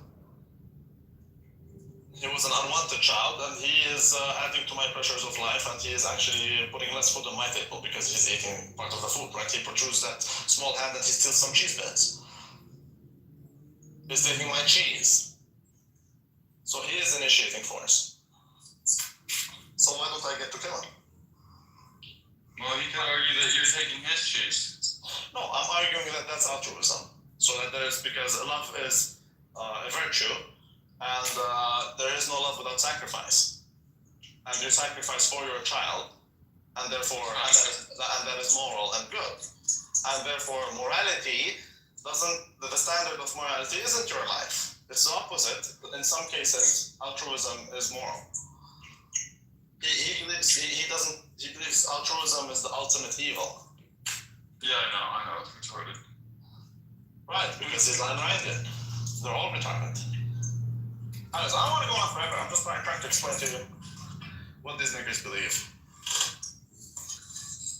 So the next time you see him, you are more well equipped. You should. I've had hour debates with Simon. My biggest thing was he just my biggest gripe with look, I get his philosophy, I disagree with it, but my biggest gripe with him is how he doesn't understand the way he defines subjective and objective is completely against the way most of the world defines it. Yeah. Yes. No. He defines it not in the layman's terms. He defines it in more like the academic terms, which is. But philosophy specifically. Yeah, I get what his definitions are, but I try to like communicate this to him. Like when you're arguing with people, you're flipping the definition. You can say, okay, well, philosophers define it this way, but this is where you're talking past people, or at least people that like will engage with them. Because the way I see objective, and the way most of like the way science would determine what something objective is completely opposite. He called it subjective. Yeah, subjectivity is in the like all that is irrelevant, bro. What's he believes? No, I know. Well, focus on what he believes. He believes. Yeah, I understand what he believes. I think it's. He believes in an objective. Ayn Rand created her own religion. Yeah. That's essentially what it is. Because objective morality comes from God.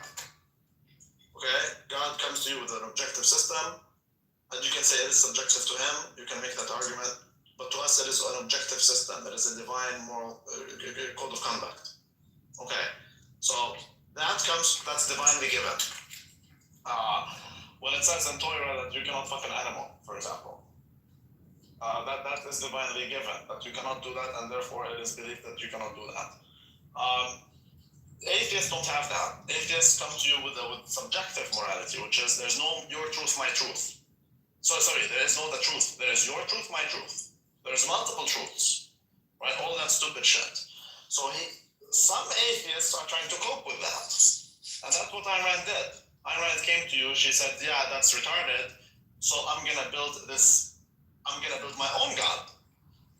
I'm gonna create my own God. I'm gonna create my own religion. And I'm gonna subjectively come to an objective, and that's what it is basically. It is an objective framework given a subjective standard. So as you see, the standard of morality is your life. That is subjective. But based on that subjective standard, now we have an objective moral code. So that is something he has a very hard time recognizing as well. Right? He assumes it is objective in its entirety.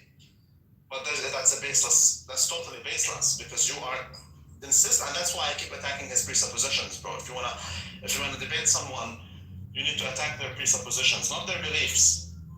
I know your belief is retarded by definition. If I'm debating you, that means I disagree with your beliefs. But if I want to disprove you, then I'm going to attack your presuppositions, which is one. And in your case, it's the standard of morality is your life. So easy to dismantle. It's retarded. It's a very disgusting group, and they are greedy atheists who don't want to give up their tax money, so they invented a religion, basically. One of the if you ask them about charity, they think charity is so dumb and stupid and sick. They think it's evil. They think who? Charity. Charity is just for the person. Oh yeah, they think charity is evil. It's just that they feel better about themselves. It's the only reason. Like they can't come to grips with the fact there are like actual charities and all these religions. Yeah, they're 100%. Well, it doesn't matter. Honestly, see, that's the thing. It's not about feeling good about ourselves. We are commanded, for example, to take care of the widows, to take care of the orphans. You are commanded to do it, whether you like it or not. That's a commandment. So, obviously, if you don't want to do something, then there's not much credit to you for doing it, right? But you should want it. If you're a moral person, you should want to help people. They're all libertarians. They don't believe in any public works. But we're not all retarded, man. I'm a libertarian. This is a greedy and foolish libertarianism. You know, look, you're probably going to agree with a school system or a road or fire department. I'm an Austrian economist. I'm much more extreme than Ayn Randians. Ayn Randians are minarchists. I'm more of an anarchist. I believe minarchy means to stay. Say it straight up. Don't invent a religion and try to trick people into it. No, wait, hold on. So you don't believe in the public roads, Randy? No, because the roads aren't public. The roads are tax money and printed money spent on private contractors. It's just not practical. It's a retarded stance. Yeah, because private contractors are the ones who build your roads. So it's not the government that builds your roads. You guys do understand that Americans didn't have income tax before World War One, right? And you also I don't think you need income tax. No, but you understand that. But Americans had roads, right? They did have The roads. states built them, right? Exactly. But the states They had to spend their budget, they would have gotten paid by DC or somebody to backfill that. So that's in the US. Fuck the US. Let's go 500 years before the US was even a thing. They still had roads. Yeah, but Kingdom, Even the Roman the Kingdom had roads. put the roads for the people. Right. So I would suppose it's a way for you to bring about a uniform standard The all over. ruler has to put down some basic shit for us, right? Correct, but I personally don't believe in a uniform standard. I am very comfortable with the idea. Yeah, I'm very comfortable with the idea that I have a great street, you have no street. I'm comfortable with that. It's your decision. I don't believe that the city should all look the same in every part of its corners, whatever. If you and all the losers on your street don't want to build a street, then don't build a street. I'm totally okay with that. So this is in a lot of cities, in a lot of countries that you get with it. That's where you'll get a ghetto slum in that area. Yeah, I'm totally fine with that. And then the value of housing will go to shit, and then people who would rather live there because they save money go and live there. And then there's other areas where people invest in their areas, and those will tend to be more expensive, and that will be a natural barrier to all the losers. I don't see Okay, why so what happens? You decide you build a street because the people that live there build a street, and then the people that come in and buy a house 10 years later, they just get the free street, or you're gonna tax them for using that street? I am very conscious of the fact that there is a street here, and I will be tailoring it to those who want the street, and they will pay more for the fact that there's a street. The value of my land goes up. What if someone moves in and they don't want the street that's already there? Then don't move in, nigga. Alright, let's go further back to ancient Rome. Go to the slums. Let's go back to Rome. Why did they build an aqueduct? We don't even know how they built them, let alone the why. I don't know why they built them. Let's say that there's a Hoover Dam or a big dam project. I don't know why. I can assume it's out of need. They need water. All the farmers need it, all the people need water, but there's no way to do these long-term projects. Right. So no, of course there is. We need water. Well, that's what you No have one's going to government. pay for something that Who's for we? after their life. Like, No, okay, so that's aren't going to pay for stuff. So that's something I need to explain, is that as an anarchist doesn't mean I don't believe in government at all. The government's role should be to, I don't believe in the modern government. You can have a government that basically facilitates things. So yes, you have farmers, all the farmers need it, then they will mention that. Yeah, so see, your reason, these guys, Chase and Simon will say hell no for all of this. No, I don't mind the government that just simply facilitates, and now that the government has received multiple different complaints from a million people, now then they say, okay, we would like to do a meeting for these purposes and invite all these people to come and talk and come to something fruitful. And then all these people come, and then they decide on how to do it, they build connections, and they chip in the money so that they build that project that benefits them. I don't see why that's an issue. Wait, how are the how are the local people going to build a dam? I mean, so they're going to collect money to build the dam? You are the one who wants to build the dam. The thing's amortized over 100 years, 200 years of these projects. The government's role shouldn't be to build the dam. The government's role should simply be to facilitate. Yes, who's going to build? Why would they build the dam if the government doesn't build the dam? The government never built the dam.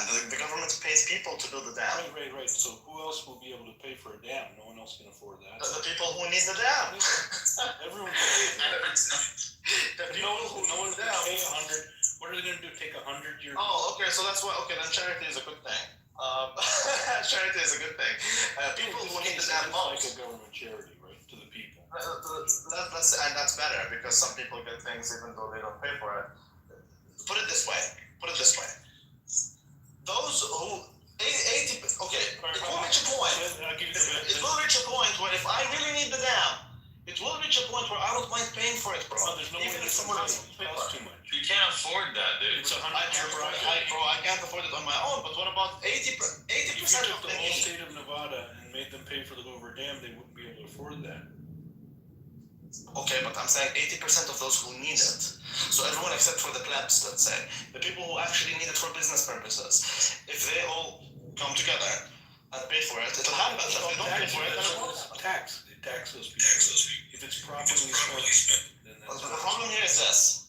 With the tax system, You're relying on the government for the collection of it and spending it. Yeah, they waste it. Okay, in my system, it doesn't collect nor does it spend. The government simply facilitates you to collect and you to spend.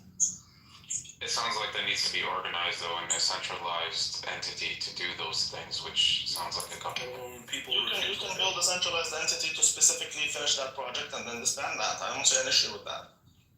How would you force the entity to disband after they build? You don't have to. See, that's the thing. You don't have to. This is like COVID. How would you force people to get vaccinated? Nigga, if they needed the vaccine, they would take it. You don't need to force them to build a project. If this project is so necessary to the survivorship of this nation, so then they would do it. Enforce the collection. You don't enforce the collection. You never have a nice thing like a dam in your. Okay, we built an aqueduct. Why would I pay my share if I don't have to? Someone else will pay for it. So what if I tell you that the aqueduct wasn't built for everybody? What if I tell you that you didn't pay and therefore the aqueducts don't go through your land? You don't benefit from the aqueducts. Everyone benefits because the water holds up and then it can. In our town, yes. In our town it does, not in yours. And if you want the water, you're gonna come to our town and you're gonna pay to get that water. Yeah. But I don't have to build the aqueduct to go to your town when you don't pay shit. No, we don't have to do that. If you want that later on, you can chip in, and since that project will be solely for your benefit, then you will be solely responsible for it. Taxation a lot cleaner. That's why all people have always taxed. It's convenient, but this is like the CBDC type of niggers. It's the same. Sure. It's exactly like central bank digital currency. People choose it because it's more convenient. It's a scam. If they got rid of the waste, you'd be fine, right? Yeah, but who's gonna get rid of the so who with authority has the incentive to get rid of the waste? We can get an entity. We can make an entity that's in charge of getting rid of the waste. Somebody disband it. Yeah, okay, even more bureaucracy, as it will be overseen by who? By the ones who have zero incentive to actually do it. Yeah, okay. So essentially, it does end. No matter how you cook it, it ends up in a self-auditing group. This is what it is. It's a self-auditing group, literally. Yeah, I'm not gonna. So I would default to. You have to have the political will to do something like. So a leader has to put his foot down and buy some of these things, Rabbi. That's the nature of leadership of men. I don't see. That's where you are. That's where you and I would disagree. I don't believe it's in the nature of man to be led. I don't believe I don't believe that's in the nature of man. I believe man if you put trust, or not trust, but more like if you don't trust man himself, but if you trust in his hope, let's just say, he will do wonders. Trust the system. When you have a system, you don't need to trust the individual. You just need to trust the system. So put in place a system such as capitalism that has the proper incentive structures, and then you just have to trust the system. And as long as there's punishments and rewards, then that system works. I generally don't see why that's who decides that we need a dam in this area? The people who decide that we need it. But that's called the government. That's not the government. That's in our modern sense, yes. But back then, bro, your great grandfather, okay? Your great, like 800 years ago, wasn't a cuck. He wasn't someone waiting for the government to give him a handout. Of course he was. Like, he was. No, he wasn't. He depended on the king to put in some basic structures. He depended on, yes, in some way or another, yes, fine. Yes, he depended on the king to do some structure. He did depend on the king to protect him against all the raiding nations or whatever. Okay, he did depend on that. And then roads and systems of granaries, all sort of systems. So what about your great grandfather? 3,000 years before that. He wasn't a cuck waiting for a road. He didn't even care for the road. He lived in a jungle. He wasn't able to build a road. He only has a finite amount of energy to eat bare necessities. Whatever. Fine. Exactly. So no matter how you cook it, bro, it's always it's not a rule. It's like a structure. You have a political structure that forces itself upon you, and I get that. I totally get that. Yes. I think it forces itself upon you. It's like when egalitarian society developed, right? It's voluntary. People realize with different skill sets, different people spending their finite amount of time on different things was beneficial, and you got diversification of that with labor. No, I get that, but like at the macro scale, like for example, 800 years ago, his great-grandfather was a cook in the sense that he was dependent on the king for protection. He was. That's something that imposes itself on him. Along with the village leadership and various other structures. Fine, correct, I agree. So that is something that imposes itself. No, it doesn't impose itself. You're voluntary. You can leave any. There's nothing voluntary, brother. He would die. They would come and chop his head off. No, they could leave. They'll go to the next town. And there's a greater probability that you'd die if you left the village, right? Yeah, Say you disagreed with what the village council is doing. Oh, that's if fine. you wanted to ban the village, you probably wouldn't make it. You'd have less probability. That's why I'm telling you, zoom out a little bit, because yes, he moved to the next town, but the next town is the same thing. You're also dependent on the Lord for him to protect you, to protect your ass and your family from some other shit. Right? That's why the Lord. You guys heard of like an implicit, like underlying thing though, where there's no guarantee that the town would accept you, or like the 200-kilometer journey wouldn't be worth it and you would die. It's like you kind of are like forced to adhere to your community that you're born in. Yeah, but that wasn't the thing back then, bro. It's not like this town will accept me. It's more like that you have a Lord. I'm talking about even before feudalism. Okay, you're talking about what? I'm talking about when first like agrarian society developed, before like land ownership, property rights, all of that shit was even formalized in most people's minds or conceptualized. You just had independent villages that naturally developed out of like kinship. Yeah, so that's tribes. Okay, so talking about hunter-gatherer type situation. Yeah, basically. Like stripping away feudalism as a structure. Like, yeah, okay, so you can go to the next tribe. They're not gonna accept you because you're not part of their tribe. Yeah, exactly. So you kind of are forced to adhere to like your tribe because it just guarantees a greater likelihood of survival. Correct. So it develops organically. Exactly. It's like that's just the human reality. That's fine. And then not necessarily because today we don't have it. I mean, yeah, because we formalize different structures and concepts to say like, okay, now we have idea of what a state, republic, or government looks like. Blah blah blah. People can be relying on taxes. Blah blah blah.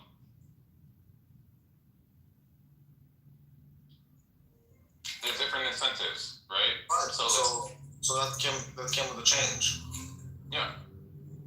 So you're okay with military?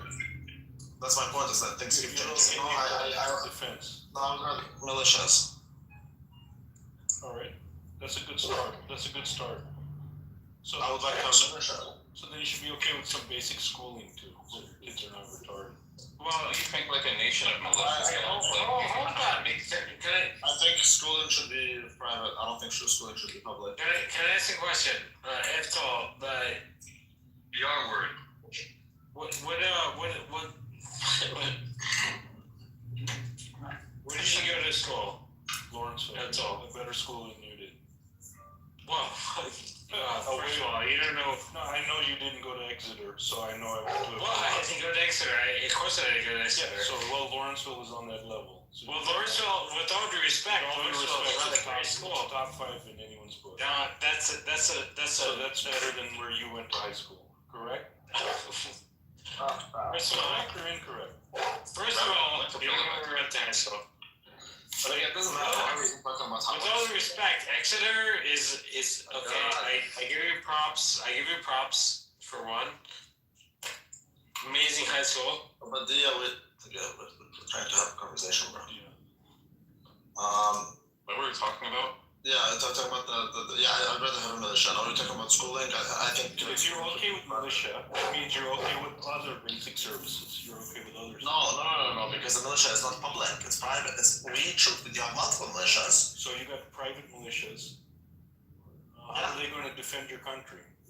Just like the Americans defended against the English in 1776. When less than 3% of them fought with militias, and they actually defeated the world's biggest infantry, and then they disbanded it. Exactly the same way. And by the way, when there's no military and there's a militia, then it is defensive by definition. Whereas when you have an army and the military, it is allegedly defensive on paper, but in reality exists everywhere in the world. So the American military is not defensive. Would that coalition of militias be able to secure foreign interests, like setting up military bases outside of the borders? Why would I do that? Because that's kind of just how statecraft and modern like geopolitics work. Yeah, I'm framing it like in current reality. Like you would need to do that to secure critical material, critical mineral interests, supply chains, X, Y, and Z. You would have to do this. Yeah, otherwise, you would lose economic competitiveness. I totally get that in our modern world, but again, hypothetically, if all the countries adopt a new system where there's no military, there's just militias. It's hypothetical, obviously. I think you just ends up getting a coalition of militias.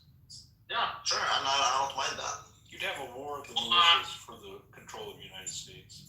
Pretty good. Well, the way it would work is, it's not like an ongoing. Everyone is part of that militia. Everyone is in a militia, and when someone attacks, they all have guns, they all have training, and whatever. Well, they don't have to be hardcore trained.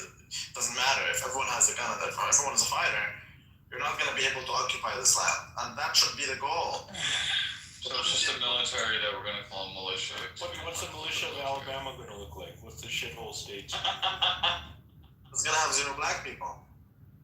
That was good. 0 black people. No, I mean, that might be the best one. This Red Bull tastes like shit. We already have a Canadian militia, and an American militia, and a Mexico militia. Why don't they fight each other? There's a Canadian militia? Yeah. But there's a Canadian military people that are fucking bored after the Canadian government. shit. Yeah, it's a superseding authority of the I don't know about Exactly. Why don't they fight with America?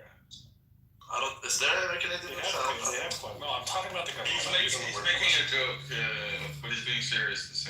You have America, but like it's just fucking. Hypothetically, okay, if the whole world adopts this, then no one in the world will be offensive in the military sense. Maybe neither.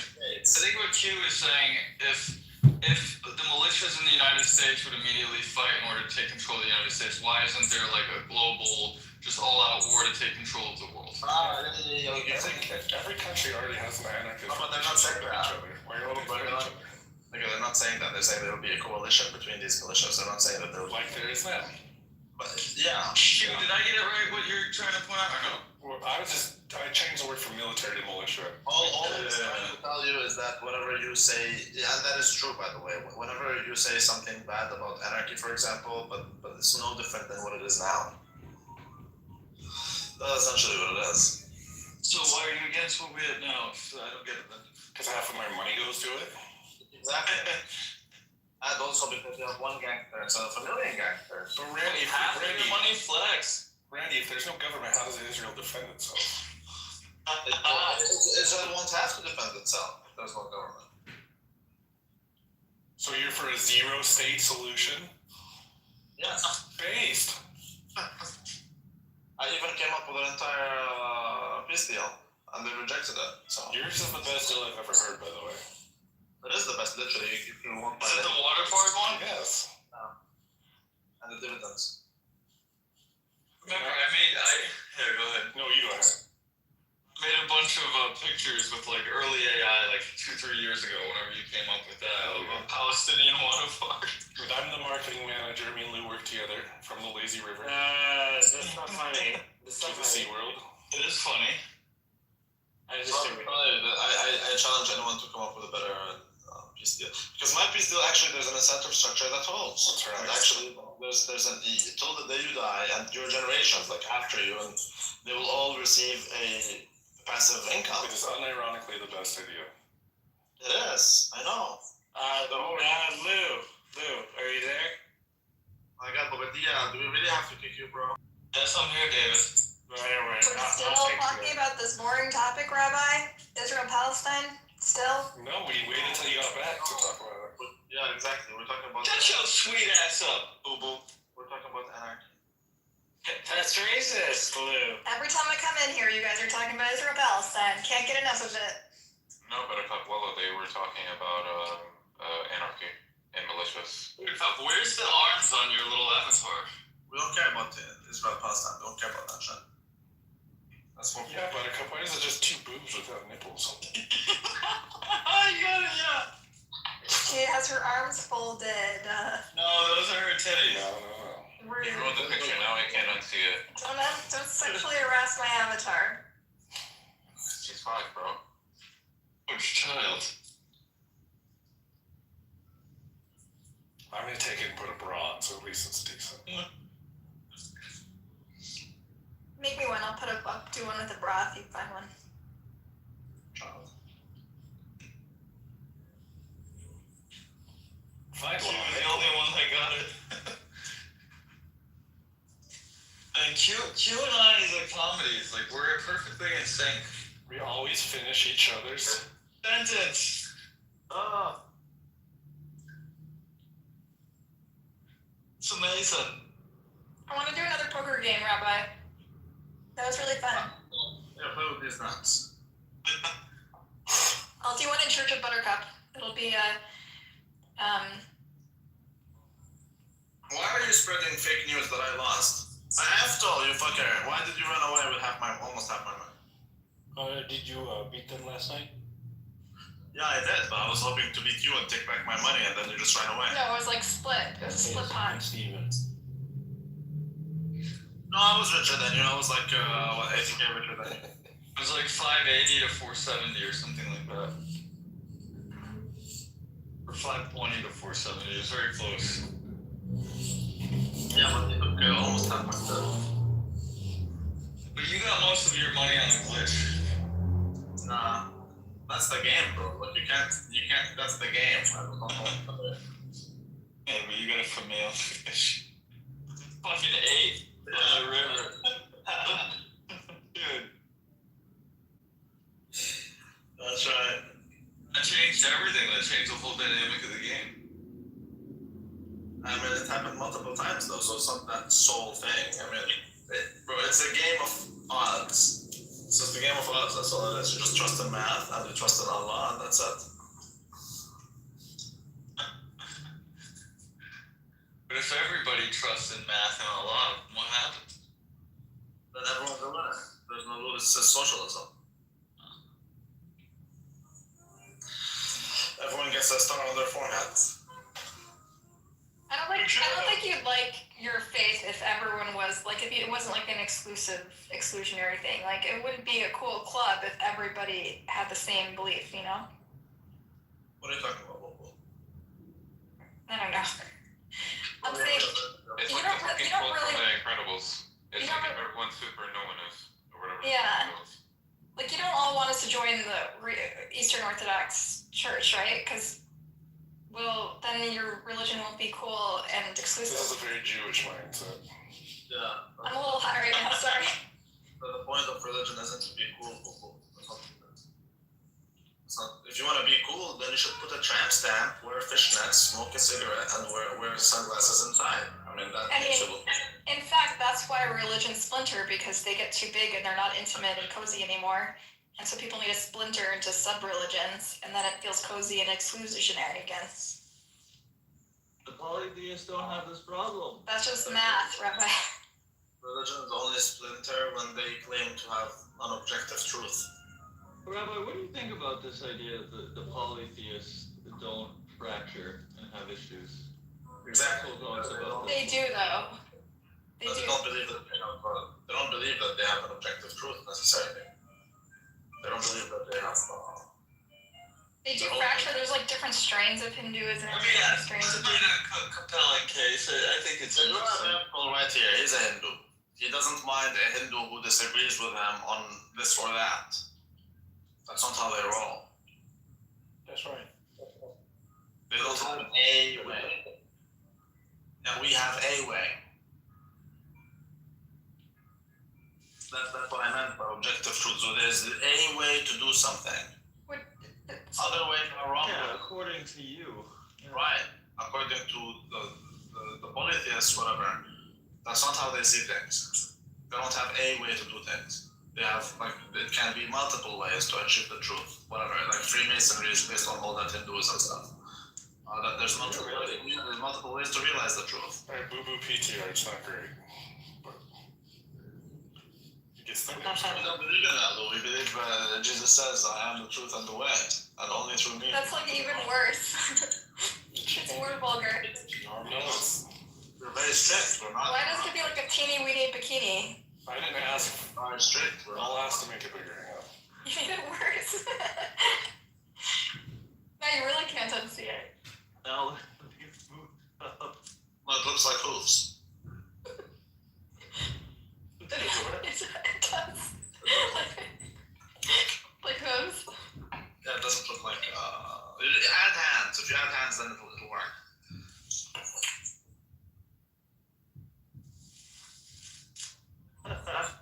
Buttercup is my favorite Jew because she's the most narcissistic. Thank you. Right. No, I wouldn't say she's not narcissistic. I wouldn't say that. She's a Jew. Well, yeah, but relative to other Jews, I wouldn't say she's more narcissistic. But she is definitely obsessed with the Israel-Palestine conflict. Do you prefer your Jews narcissistic or more or less narcissistic? Who? Do you prefer your Jews to be more or less narcissistic? Less. Because I like difference.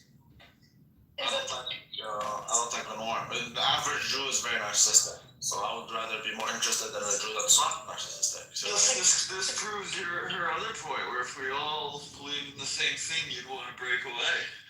You like people who are original. that's not everybody. I am a contrarian, but not everyone is a contrarian.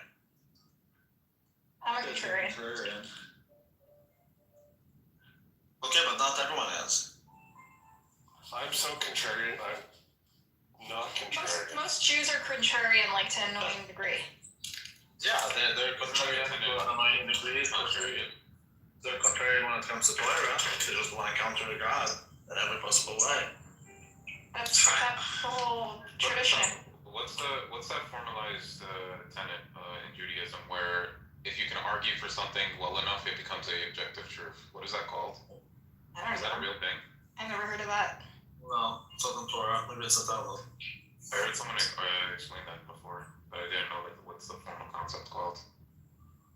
No, that's not how it works. It's hypnosis. If you keep drumming certain things into someone's ears enough, then they will. That might be like like an outsider's interpretation of it, but I've never heard of that. That's not the Torah. What do you UBT it? What's the concept of Judaism?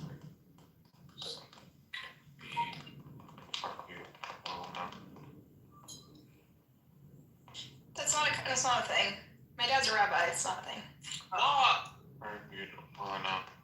Your dad's a rabbi? Yeah. Rabbi's your daddy? That's why I know more Torah than rabbi. Judaism topic Discord. Oh god, I can't freaking pronounce this.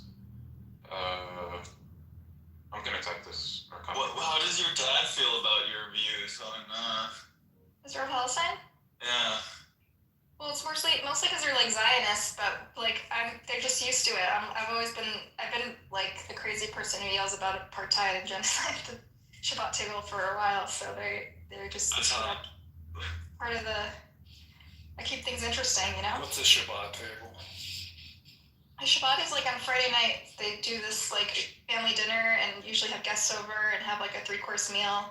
It's kind of like a Jummah for whatever. Like a Juma? Like the mom, dad? Like the Fridays for Muslims. Friday night Muslims, we do it. We have our own Jummah. Well, It's like on Friday night, I'm at the bar with Muslims. What are we talking about? There's a Juma and Judah. I find that all to be amazing. I really find That is amazing. You see, you changed the Kathy Wood room about the anarchy situation into a Jew nigger kike room again. It's just something that's. You're like the only person who can say that and still be charming. I know, right? It's a skill. But that's what it is. It's not charming when I say it. No. Never. Are you saying that because of the accent? I think it's because it's the autism. I'm autistic. Are you? Lou? Yeah.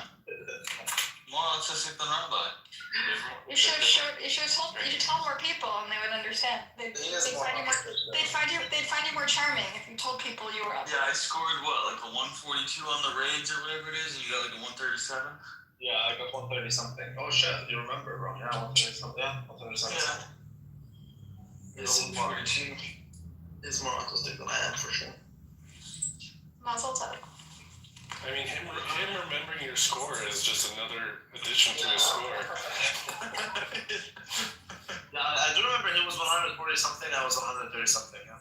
That's how Rappa's Autism Manifest. He remembers everyone's autism scores.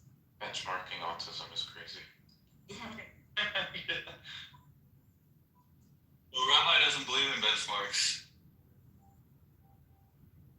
Well, who says who? I'm telling you, things aren't relative. I don't know. We were arguing about AI benchmarks like last week, and you're yeah, like, that doesn't mean I don't believe in benchmarks. That means I don't believe in those benchmarks. There's a problem with the methodology, you mean? I forgot. No, he was saying that the only benchmark is how many people use it, basically. That's the only relevant benchmark. Oh, no. I'm saying, yeah, that's what I'm saying. I'm saying that number one, you don't have the data because these are companies that are not publicly traded. I don't know what that has to do with benchmarks, though. Well, what depends on what kind of benchmark you're talking about. Are you talking about the performance benchmark? Yeah. Okay, performance benchmark in what sense? In what use? Well, they have all different benchmarks. Okay, I get each one of them has a different benchmark, but when you use it for day-to-day activities, that's requires a different benchmark than when you use it for coding, right? That's a different benchmark. You can't say, oh, most people say this is better, but based on what? Aren't they usually pretty specific? Yeah, they're very specific. Like, I've seen benchmarks for like the LSAT score. I've seen benchmarks for they're very specific. Yeah, but the LSAT is very broad. What do you mean broad? They're still being compared based on taking the same examination. No, fine, but the material of the LSAT is pretty broad. It's not that. It's not.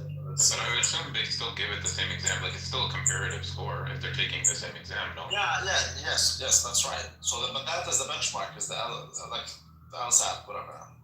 That would be a benchmark, but you can't use that to say that ChatGPT is better than Grok. I don't know, that's stupid. Like, you would look at multiple, like, right? So, like, okay, you would say LSAT has scored this. You would say on this coding benchmark that's like a standard that people look at, it scored this, blah, blah, blah, blah. And you, like, the user would make a holistic decision of what they want to, what they would want to choose. I don't know what this, I forgot the story of this benchmarks, what they were. I don't know why I had an issue with that. But if you say it again, I probably know. Well, I wasn't referring to. We were speaking about benchmarks in general, but like they have the scientific benchmark, they have mathematics, they have all different sort of benchmarks. It's the data. I don't talk about these things. That's why I'm wondering because I don't care about these things. I care just more about where should I put my money. And AI, I don't think is a place where you should invest, anyways. Because again, the biggest companies are not publicly traded. You can't invest in Grok or ChatGPT. You can't invest in those. Doesn't Microsoft own like 50% of OpenAI? You would just invest through Microsoft. Right, exactly. So you're gonna have to invest through someone like Amazon with Anthropic, like Nvidia, blah blah. Okay, so you can own AI through these companies, but you can't own it directly.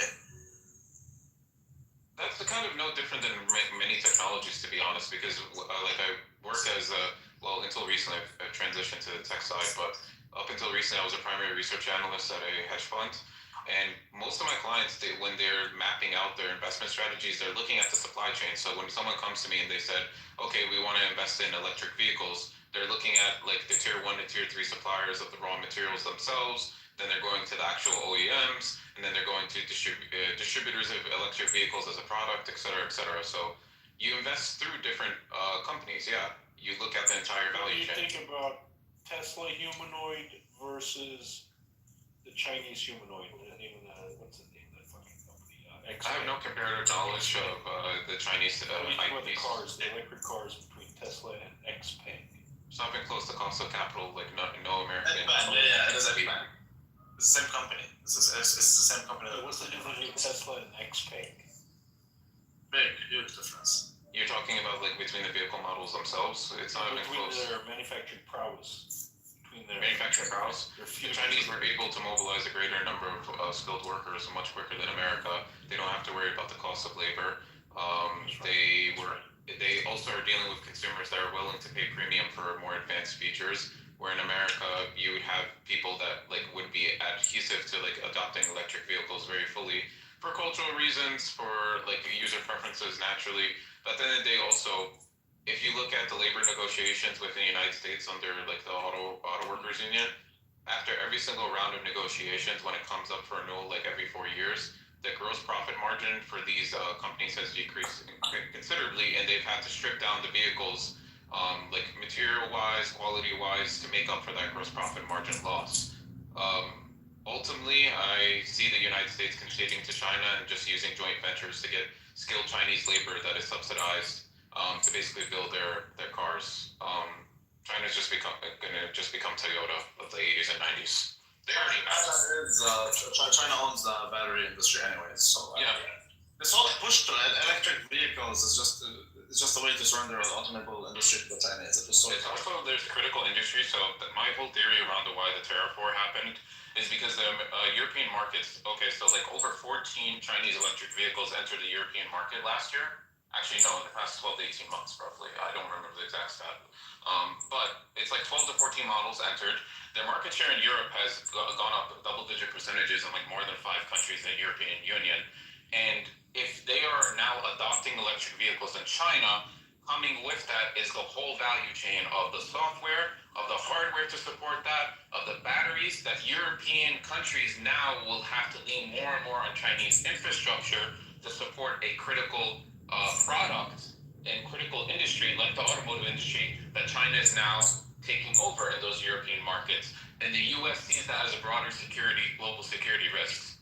What happens when software gets taken over by Chinese? All the things that are connected to the value chain of an electric vehicle, which is the reason why Trump tariffed them so hard, basically probably saying, listen, we see the market share shift with these Chinese electric vehicles. This is a national security risk to us. We get there's economic incentive in the short term for you guys to accept these things, but we're going to tariff the fuck out of you because we can't accept the reality of China becoming integrated into more and more into European supply chains, where it's for automotive vehicles, which is a key sophisticated product, which has huge economic and security implications for us. But that's what's happening. I think the U.S. is fucked, to be honest with you. The U.S. The U.S. was supposed to develop into a service-based economy, but we didn't have the educated workforce to support that in the last 20 and 30 years. And now they're getting rid of all the H-1Bs, which are basically in every major industry that is of highest value and highest productivity. But we can't really produce that anymore because we don't have the private schooling or the public schooling to make up for those numbers. Yeah. I think the U.S. is just going to end up downsizing. I'll try. I don't know. California should probably just fucking secede, like, just leave the U.S. if I'm being honest with you. Well, I wouldn't go there. I would never bet against the U.S. Not in our lifetime. The military reality, the fact that U.S. has military bases all over the world securing their supply chains, that makes up for it. And China's still heavily reliant on, oil exports and imports. From China in late October. 26th of October is he put the bullet in the head, please. No, I mean, they could choke China through the Strait of Malacca whenever they wanted to. China wouldn't be able to even support its own population with enough food and get natural gas to support their industries. China would starve if the U.S. decided to blockade them. But that's obviously a key escalation. Is this the leverage why we're able to outsource all of our pharmaceutical ingredients and shit to them? Yeah, but that's also because the U.S. just supplies 94 to 95% of medical research in the world. China hasn't caught up in that essence yet, or rather international markets don't trust Chinese. I'm not educated, but I've never understood why we would give them that much power over us. But that makes sense if we have this leverage, where it's we could starve them out. Yeah, and China understands that. That's why China doesn't escalate either. They're big consumers. There's a lot of Chinese people, and because of their one-child policy, that they pay a lot, they invest a lot in their one child, and they're having increased standard of living, right? Because there are fewer people now, but there's still many. So that's why, for example, in India, they have a lot of children. The Indians per capita don't consume as much as the Chinese, let's say. The Chinese are, like, if you lose the Chinese consumer, you're fucked. You don't want to lose the Chinese consumer. They're not as good as the American consumer, obviously, but they're pretty good. Well, think about it this way: if you sell a product to 2% of the Chinese, you're already a multi-millionaire.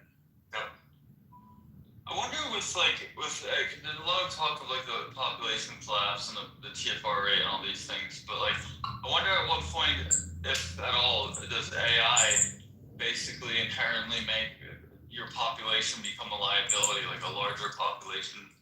Like obviously there's a point where it gets too large now where it could become a liability. I guess depending on how the age is dispersed, but you're talking about the value of physical labor when humanoid robots are cheap enough to produce at mass scale and deploy. Basically, yeah. I mean, at that point, then doesn't your population size, as it grows, even if it's small, become more of a liability than anything? I think there's going to be a transitional period where it's going to be very tough for like the people like or countries with super high populations, but those populations are majority unskilled labor, where they're not going to be able to find employment in the market. But at the end of the day, I don't think there's any country in the world that will be willing to let those people starve. There would just be mass turmoil, like a lot of class conflict as a result of that. And there would be like a uprising of the and like they would have to like carry that burden and load like for a while, like for multiple generations. Until I guess like the countries that develop their educational systems and are able to get to a service-based economy where the majority of people can work in like R&D, right? You eventually get to that point, but then it's just going to be a welfare state and mixed economy until that. Well, that's another interesting thing where like you see like there's people saying like some will believe that AI is fairly advanced already and it could very soon be rolled out and take away a lot of jobs, but like there's an argument as to why you would want to make that rollout very slow, not even from an economic standpoint, but just from a standpoint of like, the tech approach. You don't want the populace coming after you. I think the problem is like humans are very tunnel visioned at first. So right, like you have natural competitiveness, meaning like, okay, take my industry for example that I work in right now. They're expert networks. They're people that facilitate expert consultations, like with key like opinion leaders.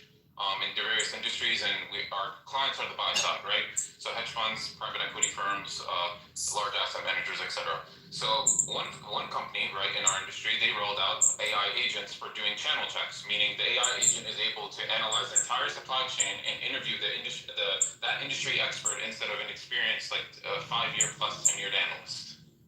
Now there's obviously economic, like unit economic benefits of having that shit. Now. Is that like a problem where, okay, you roll that out en masse, but don't you worry about brain drain? Meaning who's updating the model, who's supporting the model, who's refining the model, if you just lay off the majority of your workforce and basically you run the risk of institutional brain drain. But that happens in the broader industry because from the perspective of private investors, that company is way more profitable because of their unit economics. And the company that wanted to retain like physical labor, or balance that out, looks less favorable when you evaluate the profitability. Hence, the industry incentivizing the rollout of AI agents, which has negative externalities attached to it, right? So it comes back to regulation, or the industry learning the hard way that they should have done that, and eventually they reverse course. Maybe I might have lost you. I don't. Why does it come back to regulation? It comes back to regulation because if people or specific companies, like for this case, an example, are incentivized because of how they're evaluated by private and public investors to scale down their actual AI agent, scale down their actual workflows in favor of AI agents, but there's negative externalities attached to that, which is the institutional brain drain, and now you've effectively killed the incentive for people even to go into that industry in the first place. The people that they themselves who created that AI model and refined it for that specific use case, then it comes to the point where, okay, will the industry realize that this is wrong and scale back those models? or will they rely on regulations to correct the work? So would you say in this case would putting a huge tax on people that are using these AI agents, would that be like a regulation to try to de-incentivize people from moving to that? Is that what you mean? I personally wouldn't support that, to be honest, because I think that would be an stifle example innovation. of regulation that could do what you're saying, where you're basically trying to de-incentivize people from using something that appears on the outside to be. I don't think I personally would support that. I would personally support smart companies that were able to see the long-term implications. And the companies that don't see those long-term implications, eventually their AI models will break, they will not be maintained, and then you get to the point where investors and outsiders evaluate that, customers evaluate that, and then that firm ceases to exist. I would not support regulation on that, like the actual use cases of AI, meaning how heavily companies or industries roll it out. Yeah. I would I would support it more along the lines of privacy concerns or around AI and intellectual property. That's personally where I would push for AI regulation. Yeah. That is. I don't believe in regulations that stifle innovation. Yeah, the AI is going to be very tricky with regulation. I think you do need. I'm not generally a fan of regulation, but I don't know. I think I like the idea of having no regulation in the short term, but long term, I'm not sure what to do with it. I really don't know. I mean, I supported Buttercup was saying the whole defamation suit thing. There's asymmetric information that's available out there where scams using AI, are going to be a very common thing and already a very common thing, right? And it's only going to get increasingly more common. And I think we should protect people from, false advertising for the use of AI, false impersonations for the use of AI. Those are the regulations I support. Also, I do support the intellectual property rights of authors or intellectuals or essayists or X, Y, and Z, because if their work gets commoditized through AI, then those people have less incentive, because we live in a profit-driven world, of producing the work that was inherently special to them and unique to them, because AI still can't replicate full human creativity. Yeah, but then that's where you get into this, at least in my opinion, where you get into this idea where it's just gonna say, is there any original thought? Is anything that it replicates, is it actually innovates? Is it actually really sort of just replicating several different ideas, and that's the only reason? I don't know. I see creativity as a convergence of existing ideas and just a new spin on that, using that convergence. Theoretically, an AI can do that, but the person who's prompting that AI or guiding the AI to do that needs to be pretty well skilled or well adept in that field in the first place. Yeah, but I think we're moving closer and closer to prompting not being that relevant. It's still extremely relevant right now, but we're getting very close, it seems, to where you really. I mean, I wouldn't call myself a prompt engineer, but I got really big. I was fascinated by it for a year and a half. I couldn't believe the different outputs you could get simply by prompting it. But it seems like you're getting further and further away from that, where it's becoming less and less relevant. And eventually, it seems, if it keeps tracking this way, that you'll just be able to ask it or tell it what you want, and you're it will do it for you. I think once you get to the point where agents and full workflow automations are developed enough to the point where there's a lot of implicit understanding that AI has, and when you ask it a much more simpler prompted question, that's just going to be able to inherently answer you back without you needing to go through, a 3-paragraph prompt, right? Or they'll create agents, sub-agents, so AutoGPT, if you're familiar with that. That was a really interesting. Yeah, it was a fascinating fucking project. That's when I came across AutoGPT, I don't know, was it two years ago? Maybe even 3 at this point. That's when I was okay, people really aren't seeing what this can do. Yeah, this is a whole different framework that people weren't familiar with, and the results were astounding. This was on GPT 3.5 Turbo. The results they produced were beyond GPT 4.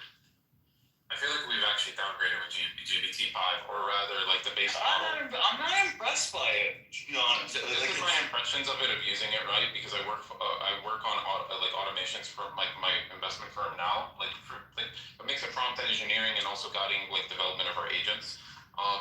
So the base model of 5, like basic 5, right? I feel that's dumber than basic GPT 4.0, right?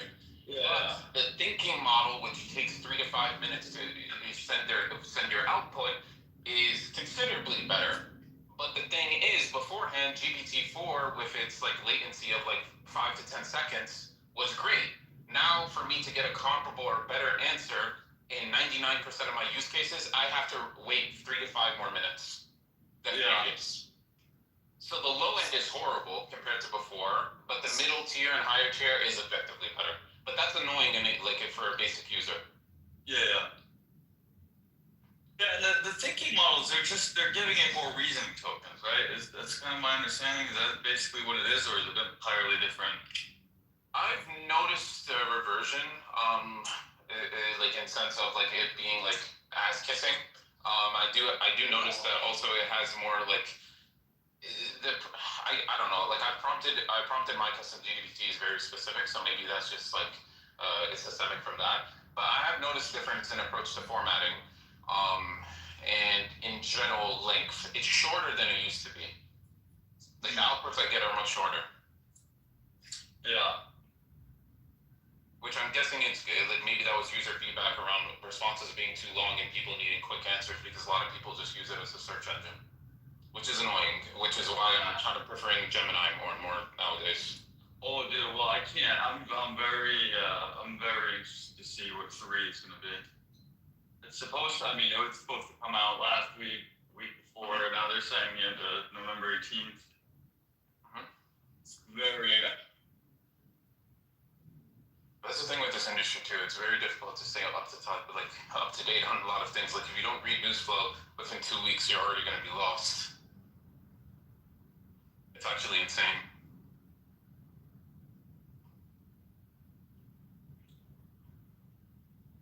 Yo, dude.